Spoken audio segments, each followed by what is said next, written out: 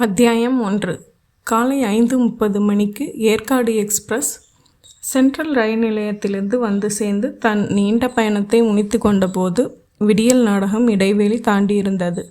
ஒரு பேக்கை பள்ளிக்கூட குழந்தைகளைப் போல 2 கைகளிலும் நுழைத்து முதுகில் மாட்டிக்கொண்ட பிறகு 2 கைகளிலும் 2 சூட்கேஸ்களை தூக்கி கொண்டு பிளாட்பார அவசர நெரிசல்களில் சிக்கிக்கொள்ளாமல் ஓரமாக ஸ்டேஷன் வாசலை நோக்கி நடந்தேன்.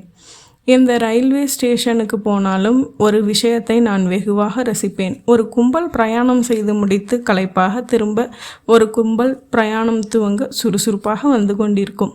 புறப்படுபவர் முகங்களில் எண்ணெய் வழிய களைப்பு. புறப்படும் குழந்தைகள் கைப்பிடித்து நடந்து வர, இறங்கும் குழந்தைகள் அநேகமாக இடுப்புகளில் வழியனுப்ப யாரும் வரவில்லை என்றாலும் பதைப்பதில்லை.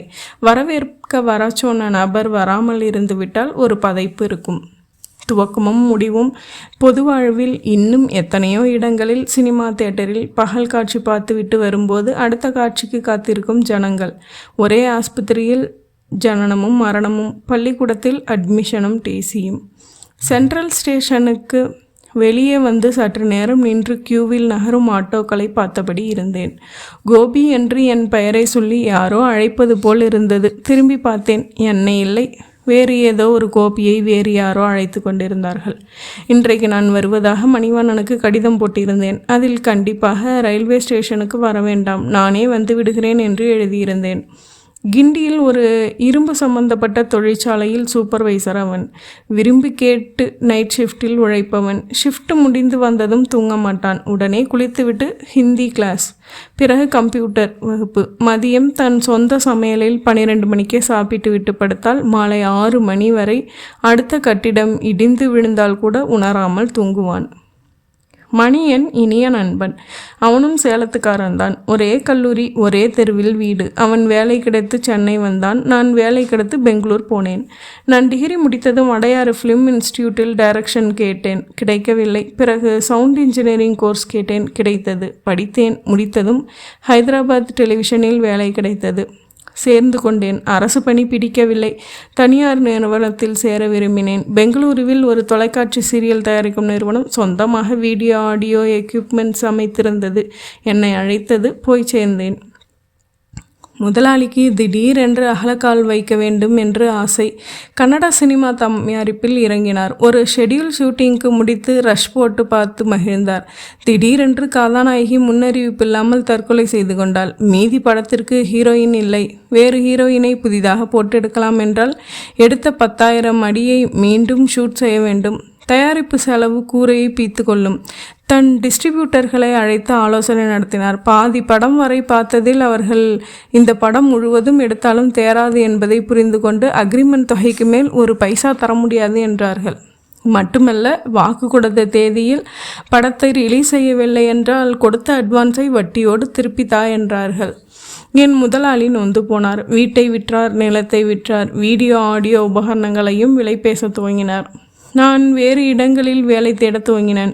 சென்னையில் மோனோலிசா டப்பிங் தியேட்டரில் வேலை கிடைத்தது. இதோ பெட்டிகளோடு வந்து இறங்கிவிட்டேன். நாளைக்கு வேலையில் சேர வேண்டும். கூட்டம் குறைந்ததும் நான் ஒரு ஆட்டோவில் ஏறி அமர்ந்து கொண்டு அடையாறு கஸ்தூரிபா நகர் என்றேன். கடற்கரை சாலையில் ஆட்டோ ஓடியபோது காட்டு ஜில் என்று முகத்தில் வீசியது. ஓய்வில்லாத அலைகளுக்கு முதுகு காட்டி வரிசையாக சிலை மாந்தர்கள், உடல் இழைக்க ஓடும் குண்டு மாந்தர்கள். எப்பா, எத்தனை காலையிலும் எத்தனை கார்கள்! சென்னைக்கு நான் அடிக்கடி வந்திருக்கிறேன். மணிவண்ணனின் வீட்டில்தான் தங்குவேன். அவன் தனிக்கட்டை. இன்னும் வீட்டில் பெண் தேட துவங்கவில்லை. இவனாக தேடிக்கொள்கிற ரகமில்லை. பீச்சில் உட்கார்ந்து கதை கதையாக பேசும் ஒவ்வொரு சந்தர்ப்பத்திலும் விழிகள் விரிய ஒரு கேள்வி கேட்பான். சுற்றியும் பாரு, எத்தனை லவ்வர்ஸ்! எனக்கு பொண்ணுங்களை பார்த்தா உடனே படப்படங்குது, கூச்சமாக வருது. அவங்க நேரம் கேட்டால் கூட தடுமாறித்தான் சொல்கிறேன். எப்படித்தான் லவ் பண்ணுறாங்கப்பா. எனக்கு காதலை பற்றி கொஞ்சம் அனுபவம் உண்டு. கொஞ்சம் என்று சொல்வதற்கு காரணம் உண்டு. பிறகு ஒரு சந்தர்ப்பத்தில் சொல்கிறேன். சேலத்தில் இருந்து என் அப்பா சளைக்காமல் கடிதம் எழுதி கொண்டிருக்கிறார். நாமக்கல்லில் ஒரு அட்டகாசமான பெண் இருக்கிறாள். ஜாதகத்தில் 10 பொருத்தங்கள் உள்ளன. நீ என்ன சொல்கிறாய்? நான் பள்ளி சிறுவன் இன்ஃபோசிஷன் எழுதுவது போல இப்போது என் கல்வத்துக்கு என்ன அவசரம்? நானே சொல்லும்போது நீங்கள் பெண் தேட துவங்கினால் போதும் என்று பதில் எழுதி கொண்டிருக்கிறேன். ஆட்டோ அடையாறு வந்து கஸ்தூரிபா நகரை அடைய நான் அதற்கு மேல் வழி சொன்னேன். வாசலில் வேப்பமரம் உள்ள அடிப்பம்ப் இருக்கிற தனி வீடு. தனி வீடு என்றால் முற்றிலும் தனி வீடல்ல, 2 போர்ஷன்கள், முன் போர்ஷன் பின் போர்ஷன். முன் போர்ஷனில் மணிவண்ணன், பின் போர்ஷனின் வீட்டு சொந்தக்காரர். 2 போர்ஷன்களையும் பிரிக்கும் கதவில் 2 பக்கமும் நிரந்தரமாக பூட்டுகள் தொங்கும் என்றாலும் அந்த பக்கத்து ஒலிகள் இந்த பக்கத்திற்கு தப்பாமல் தப்பித்து வரும். சைடு வழியாக சுற்றி வந்தால் பின் போர்ஷனுக்கு தனி வாசல். மணி, பேப்பர் படிச்சுட்டு சும்மா இருந்தால் கூட வீட்டு ஓனர் குரல் கொடுப்பார். இதோ எடுத்துக்குங்க சார் என்று இவன் பொது கதவின் அடியில் உள்ளே இடைவெளி வழியாக நியூஸ் பேப்பரை அந்த பக்கம் தள்ளுவான். மணி, 50 ரூபாய்க்கு சில்லறை இருக்காப்பா? ஓனரின் மனைவி குரல் கொடுப்பாள். இந்தாங்கக்கா என்று இவன் சொல்வான். கதவிடுக்கு வழியாக 5 ரூபாய் 10 ரூபாய் நோட்டுகள் போய் ஒரு 50 ரூபாய் நோட்டு வரும். ஓனர் மாமாவை நான் பார்த்துருக்கிறேன். ஒல்லியாக இருப்பார், சட்டை போட மாட்டார், சதா காகிதம் சுருட்டி காது குடைவார். அரசாங்கத்தின் சர்வே டிபார்ட்மெண்ட்டில் வேலை பார்த்து ரிட்டையர்ட் ஆனவர். வந்து உட்கார்ந்தால் எழமாட்டார். காலையில் ரவா கிச்சடியில் பார்க்காமல் மிளகாயை கடித்து கொண்டு 4 டம்ளர் தண்ணீர் குடித்ததிலிருந்து ஜெயலலிதாவின் மந்திர சபை வரை விரிவுபடுத்தப்பட்டது. விடுதலை புலி தப்பிச் சென்றது, நீதிபதி ராஜினாமா செய்தது, இங்கிலாந்து பிரதமர் பேண்டில் ஜெம் கிளிப் குத்தியிருந்த குமுதம் செய்தி வரைக்கும் பேசியாக வேண்டும். எதிராசாமி பேப்பர் படிக்க வேண்டியதில்லை, டிவி பார்க்க வேண்டியதில்லை. ஆனால் அவர் மனைவியை வெறும் குரலாகத்தான் எனக்கு தெரியும். ஒரு தடவை கூட முகத்தை பார்த்ததில்லை. அவரை யாராவது பெயர் கேட்டால் கதிரேச முதலியார் என்று ஜாதி சேர்த்து சொல்லுவார். பீச்சில் நானும் மணியும் உட்கார்ந்து பேசும்போது அவரை பற்றி மணி அதிக நேரம் சொல்வான்.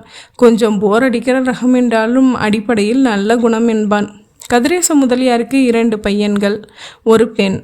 2 பையன்களும் லக்னோ, அகமதாபாத் என்று வேலை பார்த்து கொண்டு கல்யாணமாகி சௌக்கியமாக செட்டில் ஆகிவிட்டார்கள். மூத்த பையன் மாதம் 300 அனுப்புகிறான், இளைய பையன் 400 அனுப்புகிறான். பெண் கடைசி பெண். போன வருடம்தான் சீர்காழியில் கல்யாணம் பண்ணி கொடுத்தார்கள். நான் ஆட்டோவை விட்டு இறங்கினேன். ஆட்டோ டிரைவர் பெட்டிகளை எடுத்து வைத்துவிட்டு, மீட்டருக்கு மேலே 2 ரூபாய் போட்டு கொடுங்க சார், காலையில் முதல் சவாரி என்றான். வழியில் படிங்களேன் என்று நியூஸ் பேப்பர் கொடுத்த போதே எதிர்பார்த்தேன். அவனோடு மல்லுக்கு நிற்க மனம் இல்லாதால் மீட்டருக்கு மேல் போட்டு கொடுத்து விட்டு மணி வீட்டின் வாசலில் லக்கேஜுகளோடு வந்து நின்றேன். கதவை சன்னமாக தட்டினேன். சில மௌன வினாடிகளுக்கு பிறகு வாயில் டூத் பிரஷுடன் வந்து கதவை திறந்த மணிவண்ணன் முகத்தில் ஆச்சரியம் காட்டினான்.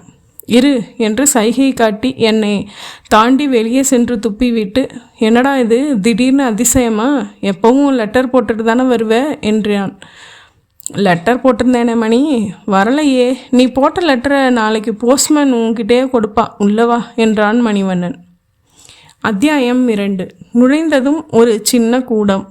அதன் வலதுபுறம் ஒரு அறை, இடதுபுறம் சமையலறை. அவ்வளவுதான் போர்ஷன். வீட்டின் பின்புறம் 2 போர்ஷனுக்கும் பொதுவான கக்கூஸ், பாத்ரூம், கிணறு எல்லாம். இங்கே கூடத்தின் மூலையில் ஒரு வாஷ்பேஷன், சமையலறையில் ஒரு பைப்பு. கூடத்தில் போன தடவை இல்லாத ஒரு மூங்கில் சோஃபா செட் இருந்தது. டெலிவிஷன் பழையது, அதன் மேல் வோல்டேஜ் ஸ்டெபிளைசர் புதியது. ஜன்னல்களுக்கு ஸ்க்ரீன் துணி மாட்டியிருந்தான். தேதி கேலண்டரில் இன்றைய தேதி இருந்தது. தரையில் குப்பை காகிதங்கள் இல்லை, கண்ட இடங்களில் புத்தகங்கள் இல்லை. வாஷ்பேஷனில் வாய் கொப்பளித்துவிட்டு ப்ரஷ்ஷை ஸ்டாண்டில் சொருகி துண்டால் வாய் துடைத்தபடி வந்து அருகில் அமர்ந்த மணிவண்ணன் கொஞ்சம் சதை போட்டிருப்பது தெரிந்தது. என்னடா வீடு சுத்தமாக இருக்குது, கொஞ்சம் குண்டாயிட்ட மாதிரி தெரியுது, திடுதிப்புன்னு கல்யாணம் எதுவும் பண்ணிட்டியா என்றேன். சி போடா, பெண் போல வெக்கப்பட்டு சிரித்தான். என்ன விஷயமா வந்த? ஏகப்பட்ட லக்கேஜ் இருக்குது. எவ்வளோ வாடகை கொடுக்குற? நான் ஒன்று கேட்டால் நீ ஒன்று சொல்கிற. அட சொல்லுடா. 500 ரூபாய். இனிமே 250 கொடுத்தா போதும், மீதி 250 நான் தர்றேன். எனக்கு மெட்ராஸில் வேலை கிடச்சிருச்சுடா. எல்லாம் விபரமாக லெட்டரில் எழுதியிருந்தேன். நீ தான் லெட்டரே வரலன்னு சொல்கிறியே, கை கொடுடா. Very good. தனியாக கடந்து தவிச்சுக்கிட்டு இருந்தேன் என்று உற்சாகமாக கைப்பற்றி குலுக்கினான். எங்கே வேலை? Mona Lisa dubbing theatre. எங்கே இருக்குது? ஆழ்வார்பேட்டையில். நடிகை ஜெயநிர்மலா இல்லை, அவங்களுக்கு சொந்தமானது. அங்கே வேலை பார்த்த சவுண்ட் இன்ஜினியர் ஒருத்தர் சிங்கப்பூர் போயிட்டதால் எனக்கு சான்ஸ் கிடச்சிது. நாளைக்கு ஜாயின் பண்ணணும். எவ்வளோ சம்பளம்? 2000 வரும். பேட்டா, ஓவர் டைம் எல்லாம் இருக்குது. பல் விளக்கிக்கோ, காஃபி போட்டு தரேன் முதல்ல. மணிவண்ணன் காஃபி போட சமையலறைக்கு போக நான் பெட்டிகளை படுக்கையறைக்குள் ஒரு ஓரமாக வைத்துவிட்டு பேக்கில் இருந்து பேஸ்ட் ப்ரஷ் எடுத்து பல் விளக்கினேன். எனக்கு காஃபி தூளும் சர்க்கரையும் சற்று தூக்கலாக இருக்க வேண்டும், அது மணிக்கு தெரியும். எனக்கு பிடித்த ருசியில் எனக்கு பிடித்த நண்பனுடன் சூடாக பருகிய போது தொண்டையிலும் மனதிலும் இதமாக இருந்தது. சிகரெட் என்று நீட்டிய போது எனக்கு தேவையாய் இருக்கவில்லை என்றாலும் எடுத்துக்கொண்டேன். மதிய சாப்பாட்டிற்கு பிறகு சிகரெட் எனக்கு இஷ்டம், அதுவும் ஹெவியாக சாப்பிட்டிருந்தால் மட்டும். மற்ற சமயங்களில் அவசியப்படுவதில்லை. ஆனால் இப்போது அவனோடு சேர்ந்து புகைப்பிடிக்க வேண்டும் போலிருந்ததால் பற்ற வைத்து கொண்டேன். சேலம் போயிட்டு தானே வர்ற, இல்லை நேராக பெங்களூர்லேருந்தா? இல்லை, ஒரு வாரம் முன்னாடியே வேலையை விட்டு நின்றுட்டேன். சேலத்தில் ஒரு வாரம் இருந்துட்டு தான் புறப்பட்டேன். உங்கள் வீட்டுக்கு போயிருந்தேன். உனக்கு முறுக்கு வெள்ளை சீடை எல்லாம் செஞ்சு கொண்டு அனுப்பியிருக்காங்க. வீட்டில் எல்லோரும் நல்லா இருக்காங்களா? நல்லா இருக்காங்க. தீபாவளிக்கு அப்புறம் வரவே இல்லைன்னு உங்கள் அம்மா வருத்தமாக சொன்னாங்க. 3 மாதத்துக்கு ஒரு தடவையாவது போயிட்டு வரணும் மணி. லீவு கிடைக்கலப்பா. உன் வயசுக்கு உன்னால் பாசத்தையும் ஏக்கத்தையும் கட்டுப்படுத்திக்க முடியும். அவங்க வயசுக்கு கஷ்டம்ப்பா. நியாயம்தான். புதுசாக ஒரு மெஷின் பம்பாயிலேருந்து கம்பெனிக்கு வாங்குகிறோம். அந்த மெஷினில் பயிற்சி எடுத்துக்கிறதுக்காக நானும் இன்னும் 4 பேரும் அடுத்த வாரம் பாம்பே போகிறோம். 2 மாதம் ட்ரைனிங்கு. என்ன பண்ண சொல்கிற? போச்சுடா, சேர்ந்து ஒரே ஊரில் ஜாலியாக வேலை பார்க்கலாம்னு வந்தால் உடனே பிச்சுக்கிட்டு ஓடறன்றியே. 2 மாதத்துக்கு அப்புறம் இங்கே தானே வேலை. நான் மட்டும் இங்கே தங்கினா உன் வீட்டுக்காரர் ஏதாச்சும் சொல்ல மாட்டாரா? அதெல்லாம் எதுவும் சொல்ல மாட்டார். அவர் லொடான்னு பேசுவார் ஒழிய சரியான பயந்தாங்குள்ளி. ஒரு துணைக்காகத்தான் பாதி போஷனை பிரித்து வாடகைக்கு விட்டுருந்தார். ஆனால் இப்போ கொஞ்ச நாளாக பொண்ணு விஷயத்தில் ரொம்ப நொந்து போயிட்டார். ஏன், என்னாச்சு? அவர் பொண்ணு கஸ்தூரிக்கு போன வருஷம் கல்யாணம் நடந்துச்சுல, 6 மாதம்தான் ஒழுங்காக வாழ்ந்தா. அப்புறம் புருஷன் அடித்து துரத்திட்டான். வந்து சேர்ந்து இங்கே தான் இருக்கா. 6 மாதமாக யாரையோ வச்சு என்னென்னவோ சமாதானம் பண்ணி பார்க்குறாரு. அவன் வந்து கூட்டிகிட்டு போகிறதே இல்லை. பாவமே, என்ன பிரச்சனை? வரதட்சணை ஏதோ தகராறு. வீடு பெரிய கதை அது. அப்புறம் பேசலாம். பெங்களூரில் எப்படி பொழுது போச்சு? அவனால் சுலபமாக அடுத்த விஷயத்துக்கு மாற முடிந்தது போல என்னால் முடியவில்லை. அவன் சொன்ன கஸ்தூரி வாழாமல் இருக்கிறாள் என்ற செய்தி என்னுள் அழுத்தமான பாதிப்புகளை ஏற்படுத்தி கொண்டிருந்தது. அந்த துடிப்பான பெண் கஸ்தூரியுடன் அதிகமில்லை என்றாலும் ஓரளவு பேசியிருக்கிறேன், பழகியிருக்கிறேன். அவள் அப்பாவைப் போலவே படபடவென்று பேசுவாள். எதை பற்றி பேசினாலும் முகத்தில் புன்னகை மாறாமல் இருக்கும். நிறைய கனவுகள் வைத்திருந்தாள்.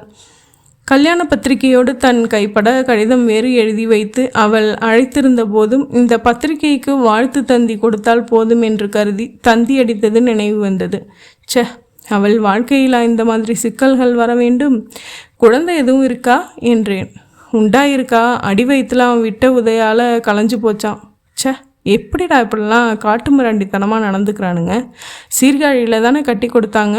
அவனுக்கு என்ன வேலை? சொந்தமாக வெல்டிங் ஒர்க் ஷாப் இருக்கிறதா சொல்லி ஏமாற்றிருக்காங்க. இவன் அந்த ஒர்க் ஷாப்பில் வேலை பார்க்குறவன், அவ்வளவுதான். நியாயமாக பார்த்தா பொய் சொல்லி ஏமாத்தினதுக்கு இவங்களுக்கு தானே கோபம் வரணும். உலகத்தில் எல்லாமே நியாயப்படி தான் நடக்குதா? ரோட்டில் ஒரு சின்ன ஆக்சிடெண்ட் நடந்தால் இடித்தவன் முதல்ல இடிப்பட்டவனை உதைக்கிறான். அப்போ தானே அவன் இவன் மேலே எகிறாமல் இருப்பான். என்ன சொல்கிறானா? 10 பவுன் குறைஞ்சிருக்குதான். இவங்க ஒத்துக்கவே இல்லை. நடுவில் சம்மந்தத்தை முடித்தா போதும்னு புரோக்கர் செஞ்ச குழப்பம் இது. 10 பவுனோட வா, இல்லைனா வராதேன்னு அனுப்பிட்டான். அனுப்புறதுக்கு முன்னாடி வரைக்கும் தினம் அடி உத திட்டு. முதலியார் என்ன சொல்கிறாரு? 10 பவுன் போட்டு அனுப்பணும்னு பார்க்குறாரு. வழி இல்லாமல் தவிக்கிறாரு.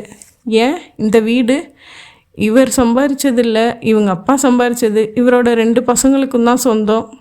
இருக்கட்டும், அவனுங்க தான் நல்ல நிலைமையில் காரு போகணுன்னு சௌக்கியமாக இருக்கானுங்களே. அதுக்காக ஆளுக்கு பாதி போட்டால் சரியாக போச்சு. அதுக்கு மனசு வரணுமே. சொந்த தங்கச்சி வாழ்க்கை சீரழிஞ்சா பரவாயில்லையா? நீ தான் பதறி போகிற கோபி. 2 பசங்களும் இந்த பக்கம் திரும்புறதே இல்லை. தங்கச்சியோட கல்யாணத்துக்கு ஏதோ விருந்தாளிங்க மாதிரி தான் வந்துட்டு போனானுங்க. இந்த மாதிரி ஆயிடுச்சு, வாங்கப்பா போய் சம்மந்தி வீட்டில் நியாயம் பேசலாம்னு இவர் லெட்டர் எழுதி போட்டதுக்கு நேரம் இல்லை. அங்கே இருக்கிற சொந்தக்காரங்களை வச்சு பேசுங்கன்னு 2 பேருமே லெட்டர் போட்டுட்டு கம்முன்னு கிடக்குறானுங்க. நான் செத்தா அந்த பசங்களுக்கு தகவல் தரக்கூடாதுன்னு இவர் குதிக்கிறாரு. ஆக கஸ்தூரி வாழ்க்கை குட்டி சோறாயிடுச்சு. ஆமாம் என்றான் மணிவண்ணன். இங்கே வந்து 6 மாதமாச்சா? இருக்கும். என்ன செய்கிற இங்கே? என்ன செய்கிறது, ஒரு குழந்தை இருந்தாலாவது கொஞ்ச நேரம் போகும். என்கிட்ட கதை புத்தகம் வாங்கி படிக்கிறா, தூங்குறா. அம்மாவும் மகளுமா தினம் கோயிலுக்கு போகிறாங்க. இதெல்லாம் அழுத நேரம் போக மிச்சத்தில் எனக்கு ரொம்ப கஷ்டமாக இருந்தது. கஸ்தூரியை பார்த்து ஆறுதலாக 2 வார்த்தை சொல்ல வேண்டும் போல் இருந்தது. சீர்காழிக்கு போய் அவள் புருஷனுடன் சமாதான பேச்சுவார்த்தை நடத்தலாமா என்று ஒரு சிந்தனை ஓடியது. அத்தியாயம் 3. மத்தியானம் 2 மணிக்கு கைகளையும் கால்களையும் விரித்து போட்டு லேசாய் வாய்ப்பிழைந்து இமைகளை முற்றிலும் மூடாமல் உறங்கிக் கொண்டிருந்தான் மணிவண்ணன். நான் அருகில் பாய் விரித்து படுத்திருந்தேன். ஆனால் உறக்கம் வரவில்லை. ஏதேதோ சிந்தனைகளில் இருந்தேன். புரண்டு படுத்த போது வாசலருகில் கழற்றி போட்டிருந்த என் வெள்ளை கான்வாஸ் ஷூ கண்களில் பட்டது. நேற்று சேலத்தில் ரயில் ஏறிய போது அங்கே லேசான மழை. அதனால் சேறு ஷூவில் அப்பி காய்ந்து அசிங்கமாக இருந்தது. துணி துவைக்கும் சோப்பு கட்டியையும் ஷூவையும் எடுத்துக்கொண்டு கதவை சும்மா சாத்தி வைத்துவிட்டு வீட்டின் பின்பக்கம் வந்தேன். கிணற்றில் இருந்து தண்ணீர் இறைத்து கிணற்றையொட்டிய சின்ன சிமெண்ட் தொட்டியில் 4 வாளி கொட்டி கொண்ட பிறகு சின்ன மக் எடுத்து ஷூவை கழுவ தொடங்கினேன். எப்போ வந்தீங்க? குரல் கேட்டு திரும்பினேன். கையில் 2 எச்சில் தட்டுகளுடன் கஸ்தூரி நின்று கொண்டிருந்தாள். முகம் மட்டும் கலையாய் இல்லை. ஆனால் உயரம் அதிகமானது போல கொஞ்சம் குண்டாயிருப்பது போல தெரிந்தாள். ஒற்றை பின்னலை முன்பக்கமாக போட்டிருந்தாள். முகத்தில் சற்று அதிகப்படியாக மஞ்சள் தேய்த்து குளித்த மாதிரி இருந்தது. தலை கலைந்திருந்தது. ஒரு சாயம் போன பழைய புடவை கட்டியிருந்தாள். காலையில் வந்த என்றேன். அவள் சற்று தள்ளி உட்கார்ந்து தட்டுகளை கழுவ துவங்கினாள். பெங்களூரில் தானே வேலை? முன்பக்கம் குனிந்து தேய்த்த போது தரை ஈரத்தை தொட்ட கூந்தலை முதுகில் விசிறி புறங்கையால் கண்களுக்கு குறுக்கே விழுந்த ஒரு முடிக்கற்றையை ஒதுக்கி விட்டு கொண்டு கேட்டாள். இல்லை, இங்கே மெட்ராஸில் எனக்கு வேலை கிடச்சிருக்கு. அப்படியா? அவள் முகத்தில் மலர்ச்சி காட்டினாள். எங்கே வேலை? ஆழ்வார்பேட்டையில் ஒரு டப்பிங் தேட்டரில். நாளைக்கு சேரணும். உங்கள் அப்பா எதுவும் சொல்லலைன்னா இங்கே மணியோட தங்குறதா உத்தேசம். நீங்கள் என்ன தெரியாத மனுஷரா? அவர் என்ன சொல்ல போகிறாரு? ஊரில் எல்லோரும் சௌக்கியமாக இருக்காங்களா? என்றேன். என்னை பற்றியே விசாரித்து கொண்டிருக்கிறாள். பதிலுக்கு அவளை எப்படி விசாரிப்பது என்று குழப்பமாக இருந்தது. அவள் 6 மாதமாக இங்கேதான் இருக்கிறாள் என்பதை தெரிந்ததாக காட்டிக்கொள்வதா, தெரியாததாக காட்டிக்கொள்வதா? நீ சௌக்கியமாக இருக்கியா கஸ்தூரி என்றேன் பொதுவாக. ஷூ மேல் சோப்பு போட்டு நுரை ஏற்படுத்தி விரல்களால் தேய்த்தேன். என்ன புதுசா வாங்க நீங்கன்னு என்றாள். அப்போது வேறு நிலமை. இப்போது கல்யாணமானவங்க. எனக்கு கல்யாணம் ஆயிடுச்சுங்கிறதையே மறக்க விரும்புகிறேன் கோபி சார். அது ஒரு கனவாக இருந்துடக்கூடாதான்னு ஏங்குறேன். மணி சார் சொல்லலையா என்றாள். அவள் வாயால் ஒரு தடவை கேட்கிற ஆர்வம் எனக்கு இல்லாததால் சொன்னான். கேட்க ரொம்ப கஷ்டமாக இருந்துச்சு என்றேன் கவனமாக. இங்கே தவிர்த்து அவள் தன்னை பழைய கஸ்தூரியாக நினைக்க விரும்பும்போது போலியாக மரியாதை கொடுத்து எதற்காக அவளை பெரியவளாக பாவிக்க வேண்டும்? நானும் சரி மணியும் சரி அவளை வா கஸ்தூரி, என்ன சாப்பிட்ட என்று ஒரு மைல்தான் பேசியிருக்கிறோம். போன வருஷம் அவளுக்கு வயது 19, இப்போது 20. என்னை விட 7 வருடம் சிறியவள். ஆனால் சோக அனுபவங்களில் சீனியர் ஆகிவிட்டாள். பாவம். அவள் சீயக்காய் தூள் நிறத்தில் இருந்த ஒரு கிளீனிங் பவுடர் கொண்டு தட்டுகளை தேய்த்தபடி விரக்தியாக சிரித்தபடி, உங்களை பார்த்தா எனக்கு பொறாமையாக இருக்குது கோபி சார் என்றாள். ஏன்? நீங்கள் ஆம்பளையாக பிறந்துட்டீங்களே. அவள் சிரித்து கொண்டே தான் சொன்னாள். ஆனால் அதில் அவள் மனநிலை முழுக்க வெளிப்பட்டது. இறக்கை முறிந்த ஒரு பறவையின் ஈனக்குரல் இருந்தது. கழுகின் கால்களிலிருந்து நெறிப்படும் ஒரு கோழிக்குஞ்சியின் கதறல் இருந்தது. என்ன சொல்கிறாரு என்றேன். யாரு? உன் புருஷன்தான். ஏண்டி உயிரோடு இருக்க? கைத்தில் தொங்கி தொலைஞ்சாலாவது நான் வேற ஒத்தியை கட்டிக்க வேண்டுறாரு. ஜெயில் தண்டனை இல்லைன்னு சொல்லிட்டா இந்த ஆளை என் கழுத்தை நெரிச்சிருப்பான். அது எதுக்கு இப்போ என் கதை? விடுங்க. வந்ததும் வராதுமா மனசை பாரமாக்கிக்காதீங்க. மணி சார் ஏதோ ட்ரைனிங்னு 2 மாதம் ஊருக்கு போகிறதா சொன்னார். இங்கே பேச்சு துணையாக இருக்கிற ஒரே ஆளும் ஊருக்கு போகிறாரேன்னு நினச்சேன். நல்ல வேலையாக நீங்கள் வந்துட்டீங்க என்றாள். நான் மௌனமாக ஷூ கழுவினேன். அவள் தட்டுக்களை கழுவி கொண்டு எழுந்தாள். கொஞ்சம் கருத்து போன மாதிரி தெரியுது என்றாள். பெங்களூர் கிளைமேட்டுக்கு கொஞ்சம் நிறம் மாறும். என்னை எப்போ பார்த்தீங்க? 2 வருஷம் இருக்கும்ல? இருக்கும். இப்போ நீ மூக்கு குத்திக்கலை. கல்யாணத்துக்கு 1 வாரம் இருக்கிறப்ப என் மாமியார் நான் பொண்ணாக லட்சணமாக மூக்கு குத்திக்கணும்னு சொன்னாங்க. எனக்கு இஷ்டமே இல்லை. குத்திக்கிட்டேன். கொஞ்சம் குண்டாயிட்டேன்ல? இல்லை, கரெக்டாக தான் இருக்க. அவள் தன் உடம்பை பற்றி விசாரிப்பதும் அதற்கு நான் பதில் சொல்வதும் கொஞ்சம் உறுத்தலாக இருந்தது. நிமிர்ந்தபோது மேலே சாக மடிப்பு போட்டு அவள் இடுப்பு என் கண்களில் பட நான் பார்வையை நகர்த்தி கொண்டேன். சரி, அப்புறமா பேசலாம். அப்பா வெத்தலை வாங்கிட்டு வர சொன்னார் என்று கழுவிய தட்டுகளை காற்றில் ஒரு தரம் உதறிவிட்டு நடந்து சென்றாள் கஸ்தூரி. அந்த உதறலில் ஒரு துளி என் முகத்தில் பட்டது. இவள் வேதனையை களைய ஏதாவது செய்ய வேண்டும் என்று மனதில் அழுத்தமாக பட்டது. முதல் கட்டமாக அவள் அப்பாவிடம் சரியான நிலை என்ன என்று பேசி தெரிந்து கொள்ள வேண்டும் என்று நினைத்து கொண்டேன். அத்தியாயம் 4. மோனலிசா டப்பிங் தியேட்டரின் நான் வேலைக்கு சேர்ந்த அன்று அலுவலகத்திற்கு நடிகை ஜெயநிர்மலாவே வந்திருந்தாள். 85 வரை தமிழின் முன்னணி கதாநாயகிகளில் ஒருத்தி. நிறைய படங்கள், நிறைய பணம், நிறைய கிசுகிசு, ஒரு ரகசிய திருமணம், ஒரு பிரிவு, ஒரு தற்கொலை முயற்சி, இப்போது விக்கல் சில்வர் தடவி அம்மா வேடங்கள், நாணயமான தயாரிப்புகளுக்கு 5 வட்டிக்கு நிதியுதவி, டப்பிங் தியேட்டர். ஆனால் ஜெயநிர்மலாவை பார்த்தபோது செயற்கை இளமை உறுத்தலாக தெரிந்தது. ஒற்றையாய் விடப்பட்ட ஷிஃபான் புடவை, கையில்லாத ஜாக்கெட், டிசைனாக வெட்டப்பட்ட கூந்தல், கால்களை ஆட்டியபடி விரல்களில் பென்சிலை ஆட்டியபடி பேசினாள். இதை பாருங்க கோபி, சின்சியராக வேலை பார்க்கணும், பேங்க்காரனுக்கு வட்டி கட்டி ஆகணும், ஓவர் டைம் சொன்னால் முகம் சுளிக்காமல் செய்யணும், குவாலிட்டி மட்டும் முக்கியம் இல்லை, சர்வீகம் முக்கியம்னு நினைக்கிறேன்னா லீவு போடுறதா இருந்தால் முன்கூட்டியே சொல்லணும். அதே மாதிரி நின்றுக்கிறதா இருந்தால் 3 மாதம் அவகாசம் கொடுத்து சொல்லிடணும். அதான் முறை. இங்கே மேனேஜர் சீனிவாசன் இருக்கார், அவர் சொல்கிறபடி கேளுங்க. வேறு ஏதாவது தெரிஞ்சுக்கணுமா? ஒன்றுமில்லை என்று தலையசைத்தேன். 2 உதவி சவுண்ட் இன்ஜினியர்களிடம் அறிமுகம் செய்யப்பட்டேன். 2 பேரும் இளைஞர்கள், 2 பேரும் கண்ணாடி போட்டிருந்தார்கள். சிஸ்டம் லேட்டஸ்டாக இருந்தது. ஹைப்போதட்டிக்கட் என்று பேங்க் பெயர் எழுதிய தகரம் பொருத்தப்பட்டிருந்தது. ப்ரொஜெக்டர் மாடியில் இருந்தது. அகல ஸ்க்ரீன் வசதியான 2 ரோஸ்டம் மேஜைகள், விளக்கு வசதிகளுடன், 20 பேர் உட்காரும் உறுதியுடன் குஷன் நாற்காலிகள். முந்தி 3 ஷிஃப்ட்டும் வேலை பார்த்தோம். பயங்கர பிஸி. ஒன்றுக்கு போக கூட நேரம் இருக்காது. தெலுங்கு, மலையாளம்னு எல்லோரும் பொட்டியை தூக்கிட்டு வெயிட்டிங்கில் இருப்பாங்க என்றான் கஜேந்திரன் என்ற உதவி இன்ஜினியர். என்றேன். இப்போ தான் தமிழில் ஜனவரிக்கு அப்புறம் பெரிய பேனர் தவிர மீடியம் படங்கள் எதுவும் பூஜை போடலை. ஷூட்டிங் நடக்கலையே. தெலுங்கு, மலையாளம் அட்வர்டைஸ்மெண்ட்டு பிக்சர்ஸ் தான் இப்போது வந்துட்டுருக்குது. ஜூனில் சரியாயிடும்னு படித்தேனே. சரியானா கூட ஷூட்டிங் முடிஞ்சு டப்பிங் ஸ்டேஜுக்கு நம்மக்கிட்ட வர்றதுக்கு 2 மாதம் ஆகிடும். நீங்கள் வந்து சேர்ந்ததும் மேடத்துக்கிட்ட லீவு சொல்லிவிட்டு 15 நாள் ஊர் பக்கம் போயிட்டு வரலாம்னு இருந்தேன். இன்றைக்கி அவங்க மூடில் இல்லை. எல்லோரு மேலேயும் விழுந்து குதறிக்கிட்டு இருக்காங்க. நாளைக்கு தான் கேட்கணும் என்றான் கந்தசாமி, மற்றொரு உதவி என்ஜினியர். தினம் அவங்க இங்கே வருவாங்களா? இப்போ 1 மாதமாக வந்துக்கிட்டு இருக்காங்க. ஷூட்டிங் எதுவும் இல்லை. லைம் லைட்டில் தூள் பண்ணிகிட்ருக்கப்பவே கௌரவமாக விலகிடணும். அம்மா பாட்டின்னு விடாமல் காசு சேர்க்கறதில்ல, என்னதான் வெறியோ என்றான் கஜேந்திரன். இத்தனைக்கும் கல்யாணமும் இல்லை, குழந்தையும் இல்லை, சொத்து சேர்த்து என்னதான் செய்ய போகிறாங்க என்றான் கந்தசாமி. நமக்கு இந்த ஆராய்ச்சி தேவையில்லைன்னு நினைக்கிறேன் என்றேன். இந்த அரட்டையில் நானும் ஆர்வமாக பங்கு கொண்டால் அடுத்த கட்டமாக அவர்கள் வேறு திசையில் ஜெயநிர்மலாவை பற்றி பேசுவார்கள் என்று பட்டதால் நான் பேச்சை கத்தரிக்க விரும்பி அப்படி சொன்னதும் 2 பேரும் தங்களுக்குள் பார்த்து கொண்டு மௌனமானார்கள். நான் வேலையில் சேர்ந்த தினம் தியேட்டரில் டப்பிங் வேலை எதுவும் நடக்கவில்லை. சில ரோல்கள் மிக்ஸ் செய்த சவுண்ட் ட்ராக்கை புதிய நெகட்டிவ் நாடாக்களில் டிரான்ஸ்ஃபர் செய்யும் பணி மட்டுமே இருந்தது. கொஞ்சம் பழசாயிருந்த மாஸ்டர் டேப்களின் ட்ராக்குகளை அழித்தேன்.